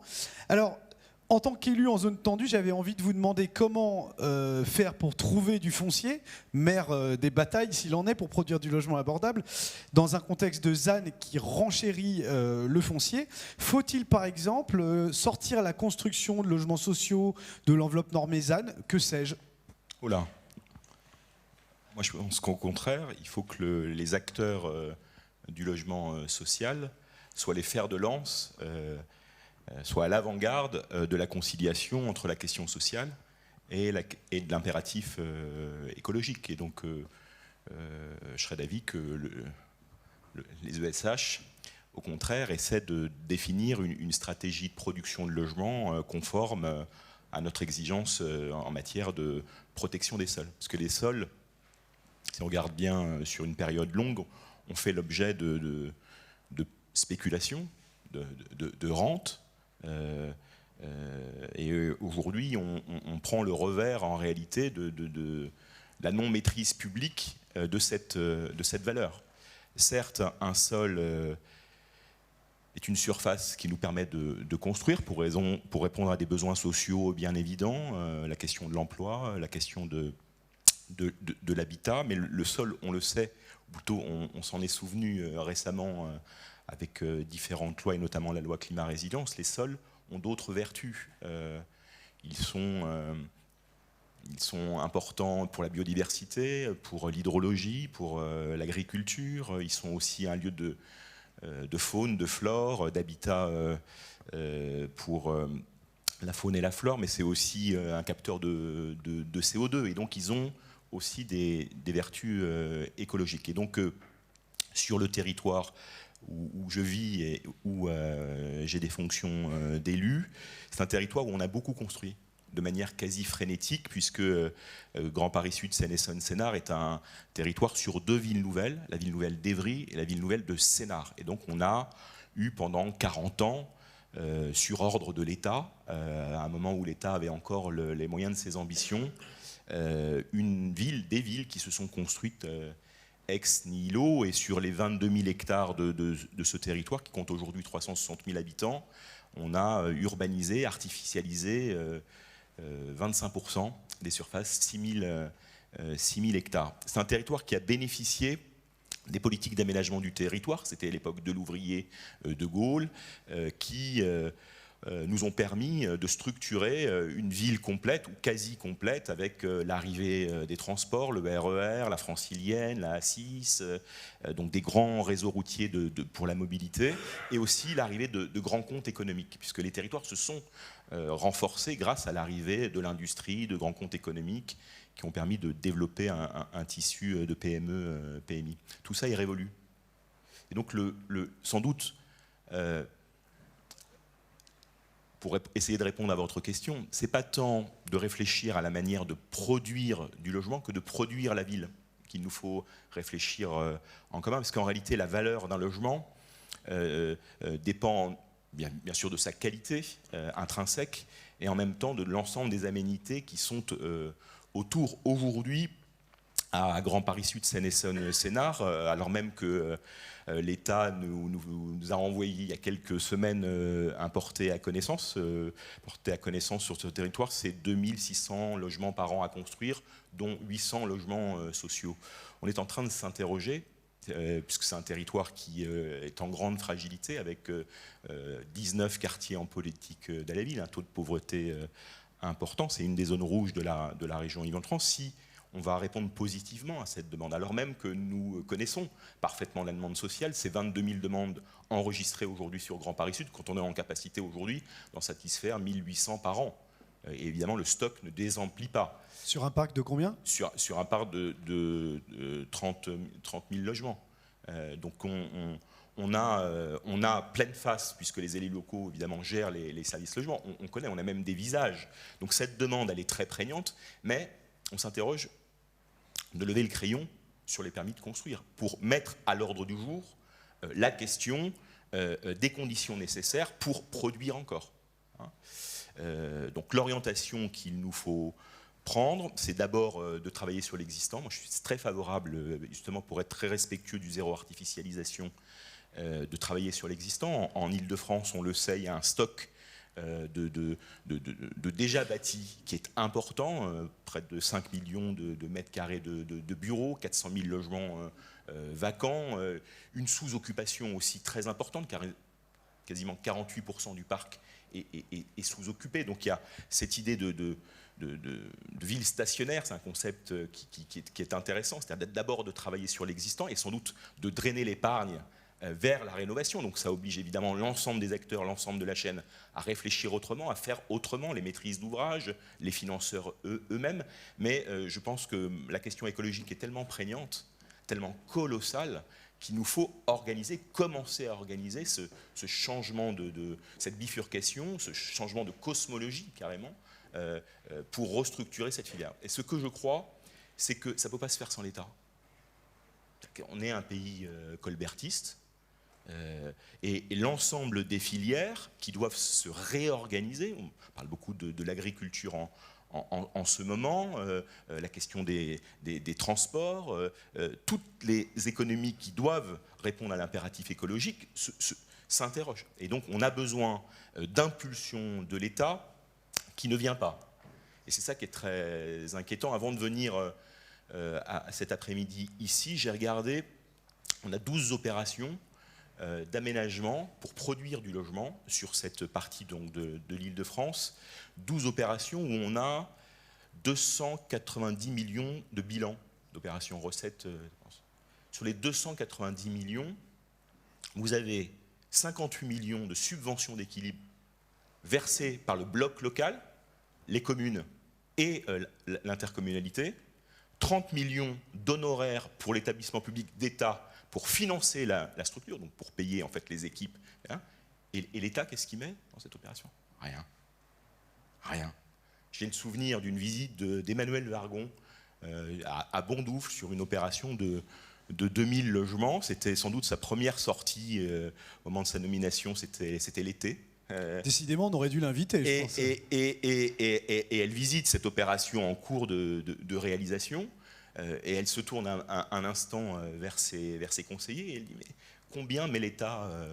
Alors évidemment, il y a un conseiller qui dit « Mais rien, Madame la Ministre, l'opération se finance par elle-même. Il y a un bilan avec les charges foncières qui nous permettent de réaliser l'ensemble du réseau viaire, etc. » Enfin, c'est l'opération qui se paye ces aménagements. Et il y a un des autres conseillers qui lui souffle, mais si, madame la ministre, on fait beaucoup de défiscalisation ici.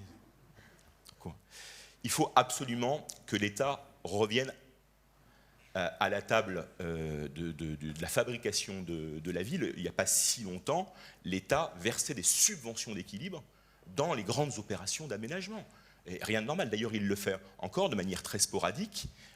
On le fait sur le plateau de Saclay. On le fait à Marseille pour d'autres raisons. Mais il faut structurer, je pense, parce qu'il faut bifurquer.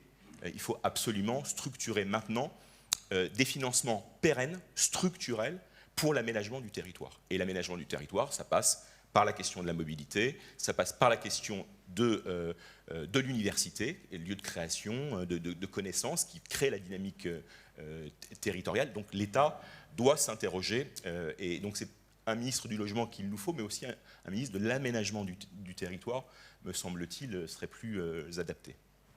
Merci beaucoup Stéphane Raffaly, je crois qu'on peut l'applaudir.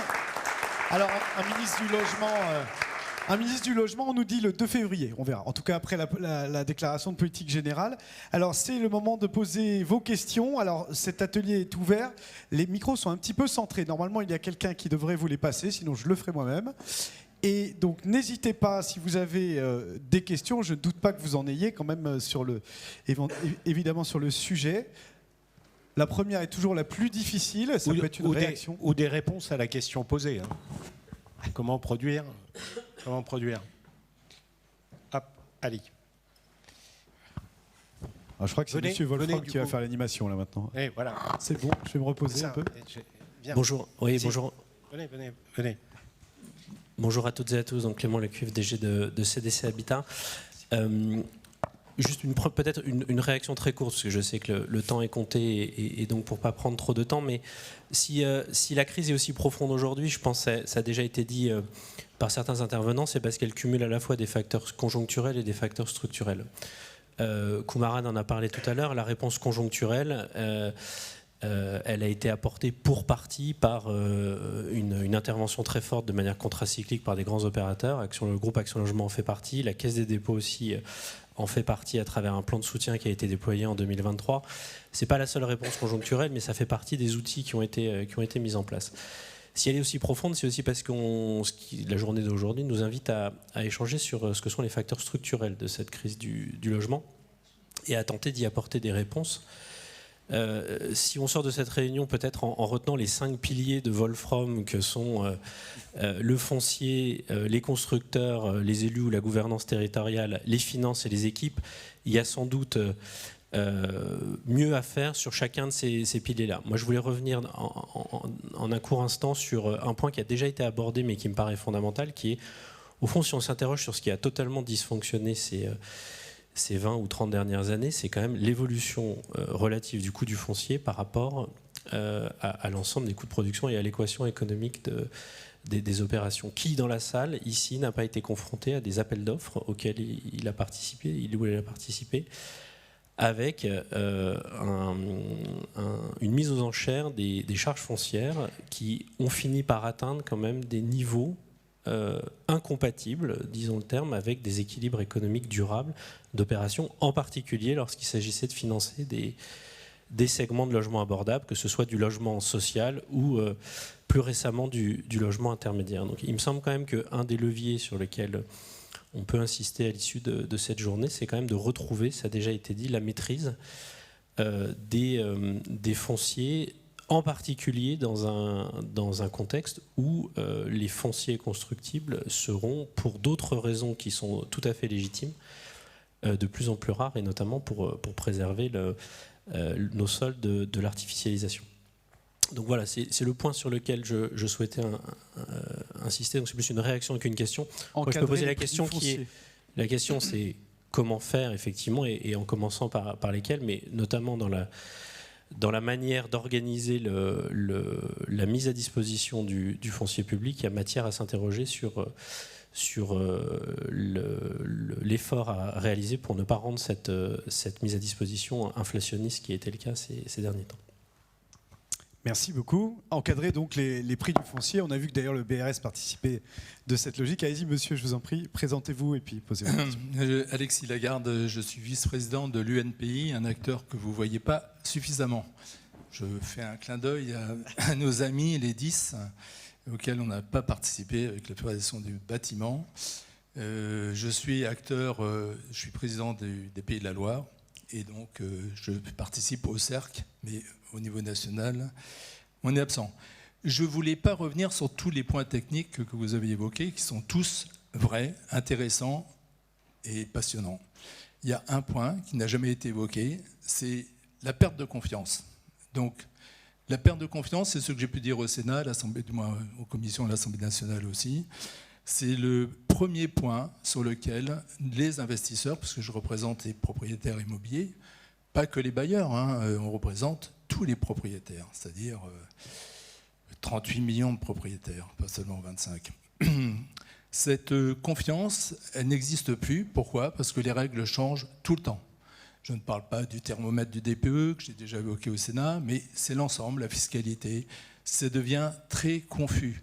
On parle de choc de simplification, c'est une réalité. Moi, j'ai un parcours, j'ai fait plus de 40 ans de bâtiment.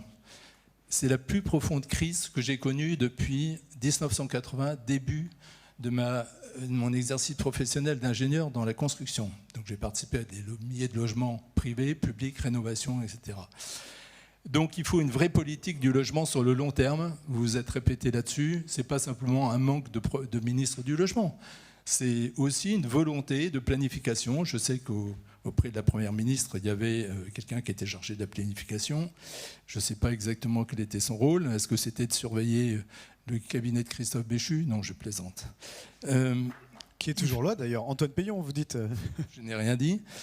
Il faut conjuguer le logement social, puisque j'étais acteur, j'ai côtoyé tous ces gens-là au niveau de l'USH et autres. D'ailleurs, je suis au Césaire, à côté de moi, il y a le président de l'USH, président régional, et le privé. Et ne pas tout miser sur la rénovation, parce que j'ai entendu parler sans arrêt de rénovation, etc. Qu'on perd des milliers d'emplois de gens compétents, c'est perdu définitivement. Si on met beaucoup de temps à former, moi j'ai vécu sans arrêt des formations de gens compétents, et une fois qu'ils y arrivent, là il y a la crise et on les perd à nouveau. On ne passe pas de la construction à la rénovation comme ça sur les métiers. Donc il faut marcher sur les deux jambes. Et les jeunes ne croient plus au parcours résidentiel. Ça contribue à l'effondrement de la construction privée. Ce sont toujours les plus jeunes, les plus fragiles qui trinquent. Les jeunes travailleurs qui sont contraints à la mobilité. Donc tant qu'on ne réglera pas cet aspect de mobilité, etc., avec une possibilité d'accès au logement tout de suite, il faut savoir que depuis 2000, on va dire depuis 10 ans, le nombre d'accédants jeunes de moins de 30 ans au logement, il recule alors qu'on était en phase de progression. Donc ça, ce sont des constats que vous pouvez vérifier, qui sont connus à travers l'INSEE. Voilà. Je ne m'étendrai pas plus, je vous remercie en tout cas pour votre attention. Merci beaucoup. Merci. Autre intervention ? Claude ? Merci Jacques, merci aux intervenants. Je vais être court. Question, réaction, en fait, peut-être qui d'ailleurs qui n'est pas... Ah oui, pardon, Claude Knappik, Batigère. Je voulais réagir sur le cataclysme effectivement dans lequel on est et qui est réel et qui nous frustre d'ailleurs énormément parce qu'on est plutôt des acteurs développeurs, on ne demande que ça, que de produire.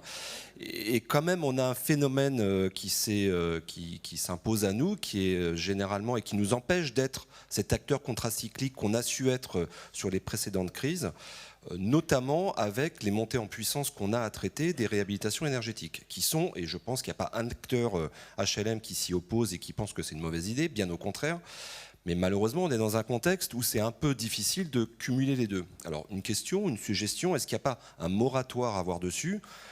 C'est clair que d'absorber la montée en puissance de nos réa énergétiques, ça se traduit par une baisse, et Komaran l'a dit, de notre production, de l'ordre de 20%.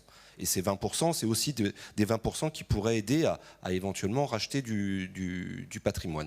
C'est un premier point. Le deuxième point sur lequel je voulais intervenir, c'est les ventes et les ventes HLM. Là aussi, c'est notre carburant, hein. Très clairement, c'est là que viennent nos fonds propres. C'est enrayé, nos locataires ne peuvent pas accéder à la propriété. Est-ce qu'il n'y a pas un dispositif qui pourrait sécuriser ces futurs accédants quitte à ce qu'on les revoie dans 3, 4, 5 ans pour essayer de reconsidérer le financement de leur appartement, de sorte là aussi à pouvoir pour nous engranger ces fonds propres et évidemment les réintroduire dans la production. Et puis je termine, et ça là pour le coup ça coûte pas très cher, mais on est quand même confronté sur les territoires toujours à un problème d'image du logement social. On se le dit peut-être pas suffisamment, mais quand même, on peut avoir des réactions de certaines collectivités, des fois hostiles au logement social. Là, l'État, est-ce qu'il ne peut pas... enfin, nous, c'est notre job, évidemment, que de mettre en avant nos savoir-faire et nos réussites, mais ce serait pas mal et ça pourrait nous aider d'être d'autant plus soutenus dans ces démarches. Voilà. Merci, étant entendu que les triennaux viennent de sortir et qui ne sont pas très bons, voilà, donc il y a les carences qui vont arriver. Éventuellement, est-ce que vous auriez... Monsieur, allez-y, je vous en prie. Ou on peut l'applaudir comme les autres. Hein. Il en mérite aussi. Arnaud. Alors, on va prendre peut-être 2-3 questions restantes. Et puis après, malheureusement, le temps file. Donc, il nous faudra conclure. Oui, bonjour à tous. Donc, Arnaud Anantarman, aujourd'hui directeur général délégué d'une entreprise de promotion immobilière, Cofim. Auparavant, directeur de cabinet d'Emmanuel Vargon. Je remercie le président Saleron pour son mot sympa. Et j'étais pas à Bondoufle, mais je verrai avec lequel de mes conseillers lequel a dit ça. Moi, ce qui me frappe sur le logement abordable, d'ailleurs, contrairement à d'autres politiques comme la rénovation énergétique, c'est qu'aujourd'hui, on n'a plus d'objectif. On ne sait pas vraiment quelle est la feuille de route. Et je trouve que pour mener une politique et simplement, peut-être pas réussir totalement, mais au moins avancer, c'est compliqué sans dire ce qu'on veut faire. Et c'est vrai qu'on a un peu perdu ça. C'est-à-dire que sur MaPrimeRénov', on dit 700 000 logements par an. Sur le logement abordable, on ne quantifie plus tellement. Et on a vu que quand on essaie de quantifier, on l'a vu sur le CNR, souvent on n'est pas d'accord. Je ne dis pas qu'il faut faire 500 000 logements par an. Je pense quand même qu'on pourrait, en France, avec la donnée qu'on a, l'intelligence qu'on a, quand même se mettre d'accord sur ce qu'on veut faire. Je pense, et ça se voit notamment dans la loi de finances 2024, qu'aujourd'hui l'État, je pense que ça se défend, voilà, veut soutenir le logement abordable, social, intermédiaire, accession abordable dans les zones tendues. Voilà, c'est un objectif. Alors ça se dessine à travers certaines mesures. Je pense que l'intensité n'est pas encore suffisamment forte, mais la cohérence, je la vois là. Mais voilà, donc je pense que ça mériterait d'être, comme davantage dit, assis sur des objectifs. Et une fois qu'on s'est dit ça, on regarde quels sont les moyens financiers. Donc comment on peut financer ça ? Aujourd'hui, je pense que ça a été dit, notamment par le directeur général de CDC Habitat, il y a des causes conjoncturelles et structurelles. La conjoncture est quand même l'inquiétude de tout le monde aujourd'hui, c'est très très lié à la hausse des taux. Et je pense qu'on peut se retrouver sur le fait que ce n'est pas l'État qui va compenser le passage des taux de, enfin, si je parle des taux directeurs de la BCE, de 0 à 4%. Qui se calme un petit peu apparemment en ce moment, on nous dit ça. Ouais, oui, c'est bon. Je ne ferai pas de prédiction ici, mais voilà, on ne peut pas en tout cas attendre, on va dire, de la collectivité publique au sens large, hein, pas que de l'État, mais de compenser le passage entre 0 et 4. Donc, qu'est-ce qu'on fait ? Voilà. À mon avis, d'une part, il y a effectivement corriger les défauts du marché. Vous l'avez dit sur le foncier, il y a eu de la spéculation, il y a eu une hausse. À un moment, ce n'est pas les pouvoirs publics qui peuvent financer cette hausse. Donc il faut effectivement des mécanismes de plafonnement. Il y a beaucoup d'idées qui ont été lancées sur la fiscalité, sur l'encadrement, la préemption. Je pense que voilà, on doit pouvoir faire des choses sur les valeurs foncières qui sont effectivement aujourd'hui le sujet principal. Et ensuite, une fois qu'on s'est dit ça, ce que peut faire la puissance publique, c'est quand même se dire, avec les moyens que j'ai, qui vont certainement pas augmenter dans les années qui viennent, mais comment je les dirige vers mes objectifs. Je prends l'exemple de Bruno Le Maire la semaine dernière qui, je crois sur le plateau de Quotidien, disait le Pinel ça coûte 2 milliards. On l'arrête, soit. Je me rappelle une discussion avec Bercy à ce sujet. Mais donc qu'est-ce qu'on fait avec ces 2 milliards ? C'est-à-dire, est-ce qu'on ne passe pas forcément de 2 à 0 ? C'est-à-dire, on doit pouvoir l'utiliser différemment pour financer un objectif qui aujourd'hui semble être le logement abordable de la zone tendue. Donc voilà. Vous pensez au Pinel breton ou quelque chose comme ça ? Pas forcément. Aujourd'hui, voilà, on voit qu'il y a une priorité qui est donnée au logement institutionnel. Donc on semble dire que le locatif abordable, c'est l'institutionnel. si on fait là-dessus, j'essaie de trouver quand même des points de convergence entre ce que l'État fait aujourd'hui et ce qui paraît souhaitable. Si on fait ça, c'est-à-dire qu'on doit pouvoir trouver des moyens pour développer davantage ce type de logement. Sur le PTZ, on l'a recentré, il a été recentré en loi de finances dans les zones tendues. Voilà, je vais pas commenter la pertinence de cette décision, mais on doit pouvoir utiliser les marges de manœuvre qui sont liées à ce recentrage pour financer davantage l'acquisition des logements là où ils sont plus chers. Voilà, je pense à des choses comme ça, où je pense que la discussion entre les organismes professionnels, les fédérations et les pouvoirs publics doivent pouvoir se retrouver sur le fait de dire l'argent qui est là aujourd'hui, en espérant qu'il ne se réduise pas, comment on l'utilise davantage pour des objectifs qui devraient être mieux objectivés. Merci, merci beaucoup.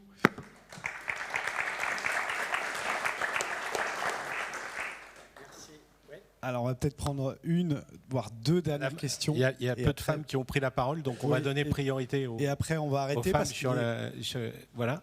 Il est déjà 16h, voilà, merci. Merci, donc Valérie Lenormand. Ah, juste à Arnaud, le différé d'amortissement, c'est un outil puissant en période de haute desto. Donc Valérie Lenormand, je suis la directrice générale de la SHLMR, donc qui est la filiale Action Logement sur le territoire de La Réunion. Moi, je voulais juste faire une petite intervention parce qu'effectivement, on parle beaucoup de moyens financiers.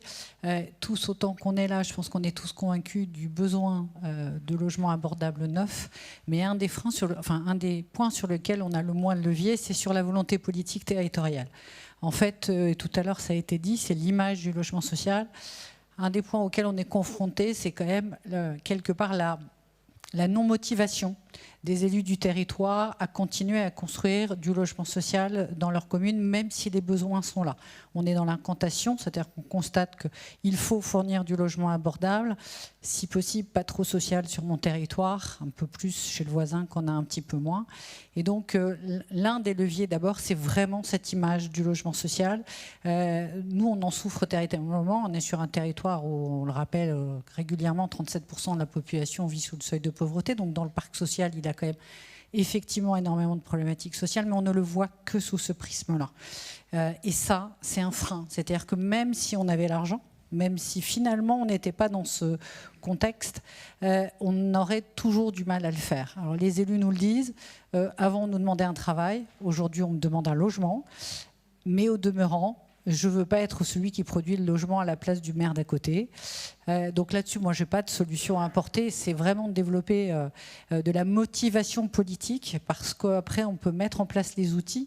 Mais au demeurant, c'est vrai qu'on a une politique de l'État qui n'est pas très volontariste, mais en même temps, certains nombre de ces élus du territoire ne remontent pas non plus cette volonté et cette politique. Donc voilà, donc il faut agir sur l'incitation et la motivation à loger tout le spectre du logement abordable, des plus démunis aux salariés qui travaillent et qui ont du mal à se loger. Et ces leviers-là, ils sont excessivement importants parce que derrière, même si on ne débloque pas de financement quand on n'est pas convaincu de faire le bien. Voilà. Alors j'ai peut-être une remarque ou une question là-dessus, parce que c'est vrai qu'il y avait prononcé les mots taxe d'habitation, c'est-à-dire que l'incitation au maire, elle provenait aussi d'une certaine incitation sur les recettes. Est-ce que vous avez en tête des idées pour peut-être soutenir les maires bâtisseurs? Je ne sais pas du tout. Ou des expérimentations que vous avez pu voir se mener, ou de bons exemples, entre guillemets? Alors, je ne suis pas sûre que j'ai des... Mais ce que je sais, c'est qu'en fait, là où ça fonctionne, c'est quand on est arrivé à montrer que l'image du logement social, ce n'était pas obligatoirement ce qu'on s'en faisait. Donc, c'est vrai que la motivation, elle n'est pas toujours que financière.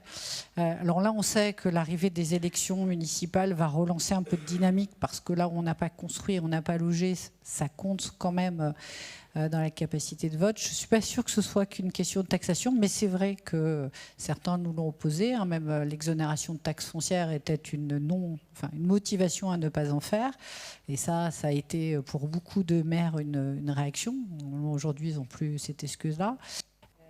Mais ce qui est certain, c'est qu'il faut convaincre que de produire du logement abordable est un atout politique. Parce que politique du territoire, il faut qu'il réponde finalement à l'attente de la population. Alors juste pour information, on a fait faire une petite étude Ipsos au niveau de l'association régionale des maires, des bailleurs sociaux à La Réunion, et on est quand même arrivé sur un territoire où la pauvreté est excessivement présente, au résultat que 58% de la population était opposée au logement social. Donc en fait, au-delà des élus, ce qu'on a mis aussi en exergue, c'est de convaincre que finalement le logement social a plus de négatif. J'ai débattu. Voilà, c'est la fin. Merci, merci beaucoup. Merci. Oui, bonjour. Donc Didier Janot, je suis directeur général de 3F Résidence, filiale de 3F Groupe Action Logement. Je voudrais revenir sur un des points qui a été mentionné, qui est la transformation des bureaux en logements. Voilà. Pour dire, bon, on parle de production neuve, mais on pourrait peut-être parler d'offres nouvelles. Offres nouvelles, ça permet d'avoir plus de logements, mais pas forcément en étant sur des sols qui ne sont pas artificialisés. Donc, transformation de bureaux en logements. On est d'accord, tous les bureaux ne peuvent pas être transformés en logements. Il y en a qui structurellement ne peuvent pas l'être. Mais il y en a quand même beaucoup d'autres qui peuvent l'être et qui ont besoin de la force des compagnons du bâtiment. Ils deviennent de plus en plus nombreux à être spécialisés là-dedans et à savoir-faire. Donc ça ne supprime pas des emplois pour la construction du bâtiment, je ne l'oppose pas à la rénovation. En revanche, qu'est-ce qui se passe? On a un prix de revient de ces opérations qui est encore beaucoup trop important. C'est-à-dire qu'on a le prix du bureau qui ne baisse pas, alors que le bureau, on vient de le dire, ça devrait baisser. Les surfaces sont vides, le Covid est passé par là, le télétravail est passé par là, ça devrait baisser. Le coût de restructuration, lui, il ne peut pas baisser parce que c'est très, bon, il y a plein de choses à faire pour transformer d'un bureau en logement. Donc il faut agir sur le coût du bureau. Pourquoi le coût du bureau ne baisse pas? Mon analyse, c'est parce que les gens qui en sont propriétaires ne veulent pas constater leurs pertes. Bon. Qui ne sont pas d'ailleurs des pertes financières, ce sont des pertes comptables. Il faut savoir pourquoi le bureau est dans leur compte à ce prix-là. Ce n'est pas le prix où ils l'ont acheté, c'est le prix où ils l'ont réévalué au fur et à mesure. Donc les normes comptables internationales leur ont permis de faire des profits, il faut le dire. Les profits leur ont permis de faire augmenter leur valeur de l'action. Bon, donc à un moment donné, et c'est maintenant peut-être ce moment-là, il faut que nos régulations... Alors il y a des commissaires aux comptes qui doivent être là pour dire la valeur de vos bâtiments maintenant, c'est pas 100, il faut le diminuer, il faut passer à 50. Bon. Parce que c'est la réalité du marché, sinon vos trucs, vous n'en ferez rien. Et en attendant, on a tous les demandeurs de logement qui pleurent, tout le monde verse des larmes de crocodile, et à un moment, il y a peut-être une dizaine d'acteurs, des grosses foncières, etc., qui vont boire le bouillon. Bon, alors on va perdre une perte de valeur. On va pleurer pour une dizaine de foncières. Après, on dit tout le monde est interconnecté, donc ça va faire une crise systémique. Démontrons-le. Est-ce que ça va faire une crise systémique? Est-ce que le monde de banquiers, parce qu'évidemment ces gens-là vont faire des pertes, ceux qui leur ont prêté vont faire des pertes aussi, est-ce que ça va provoquer une crise systémique qui fait que tout le monde va se retrouver à zéro? C'est ce qu'on peut-être on nous agite. Bon, mais moi j'en suis pas certain du tout. Mais en tout cas, si on agit sur ce prix du bureau, et on peut le faire avec justement les normes comptables, etc., là on retrouve de l'air à respiration et on peut sortir des opérations de transformation de bureau en logement. La ZAN est, on va dire, respectée, etc., etc. Voilà. Merci beaucoup. La transformation de bureau en logement. Allez-y, madame. Merci. Oui, je vais essayer d'être très très court. Donc Amélie de Brabander, je suis directrice générale de SI Habitat, groupe Habitat en région SHD Hauts-de-France.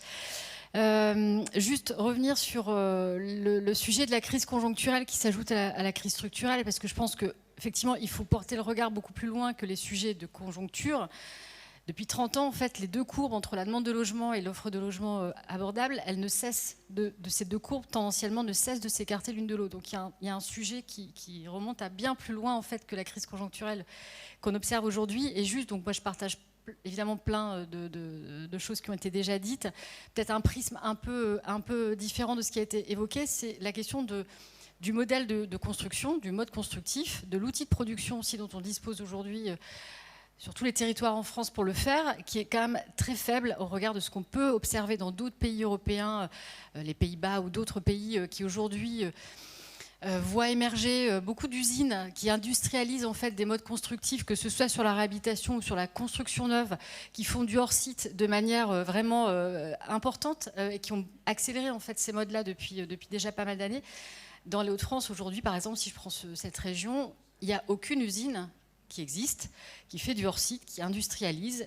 Et donc ça, c'est une réalité aussi qu'il faut je pense, sur laquelle il faut qu'on se penche réellement. Et puis la question normative, quand même, on a parlé de simplification, etc. Mais quand on voit qu'il faut 4-5 ans pour que le CSTB labellise parfois une expérimentation qui porte des résultats probants par ailleurs, enfin, voilà, on voit qu'on est aussi dans un système qui est extrêmement lourd sur ce plan-là et qui parfois, évidemment, nous bride beaucoup et ralentit beaucoup notre capacité à innover et à expérimenter. Voilà, je ne serai pas plus longue. Merci. Hors site, merci madame. Hors site d'ailleurs, dont une filière a été lancée il y a quelques mois de ça, voilà. Eh bien, merci beaucoup, merci à toutes et à tous. Alors, comme le disait Jacques Wolfrom, ces travaux ne sont pas terminés. D'abord, ils vont se continuer à côté pour les rapporteurs, et vous pourrez bien sûr faire parvenir vos contributions à la fédération, éventuellement complémentaires. Et puis, je vous souhaite à toutes et tous une très belle journée. Puis, on finira avec le mot de la présidente Valérie Fournier tout à l'heure en plénière.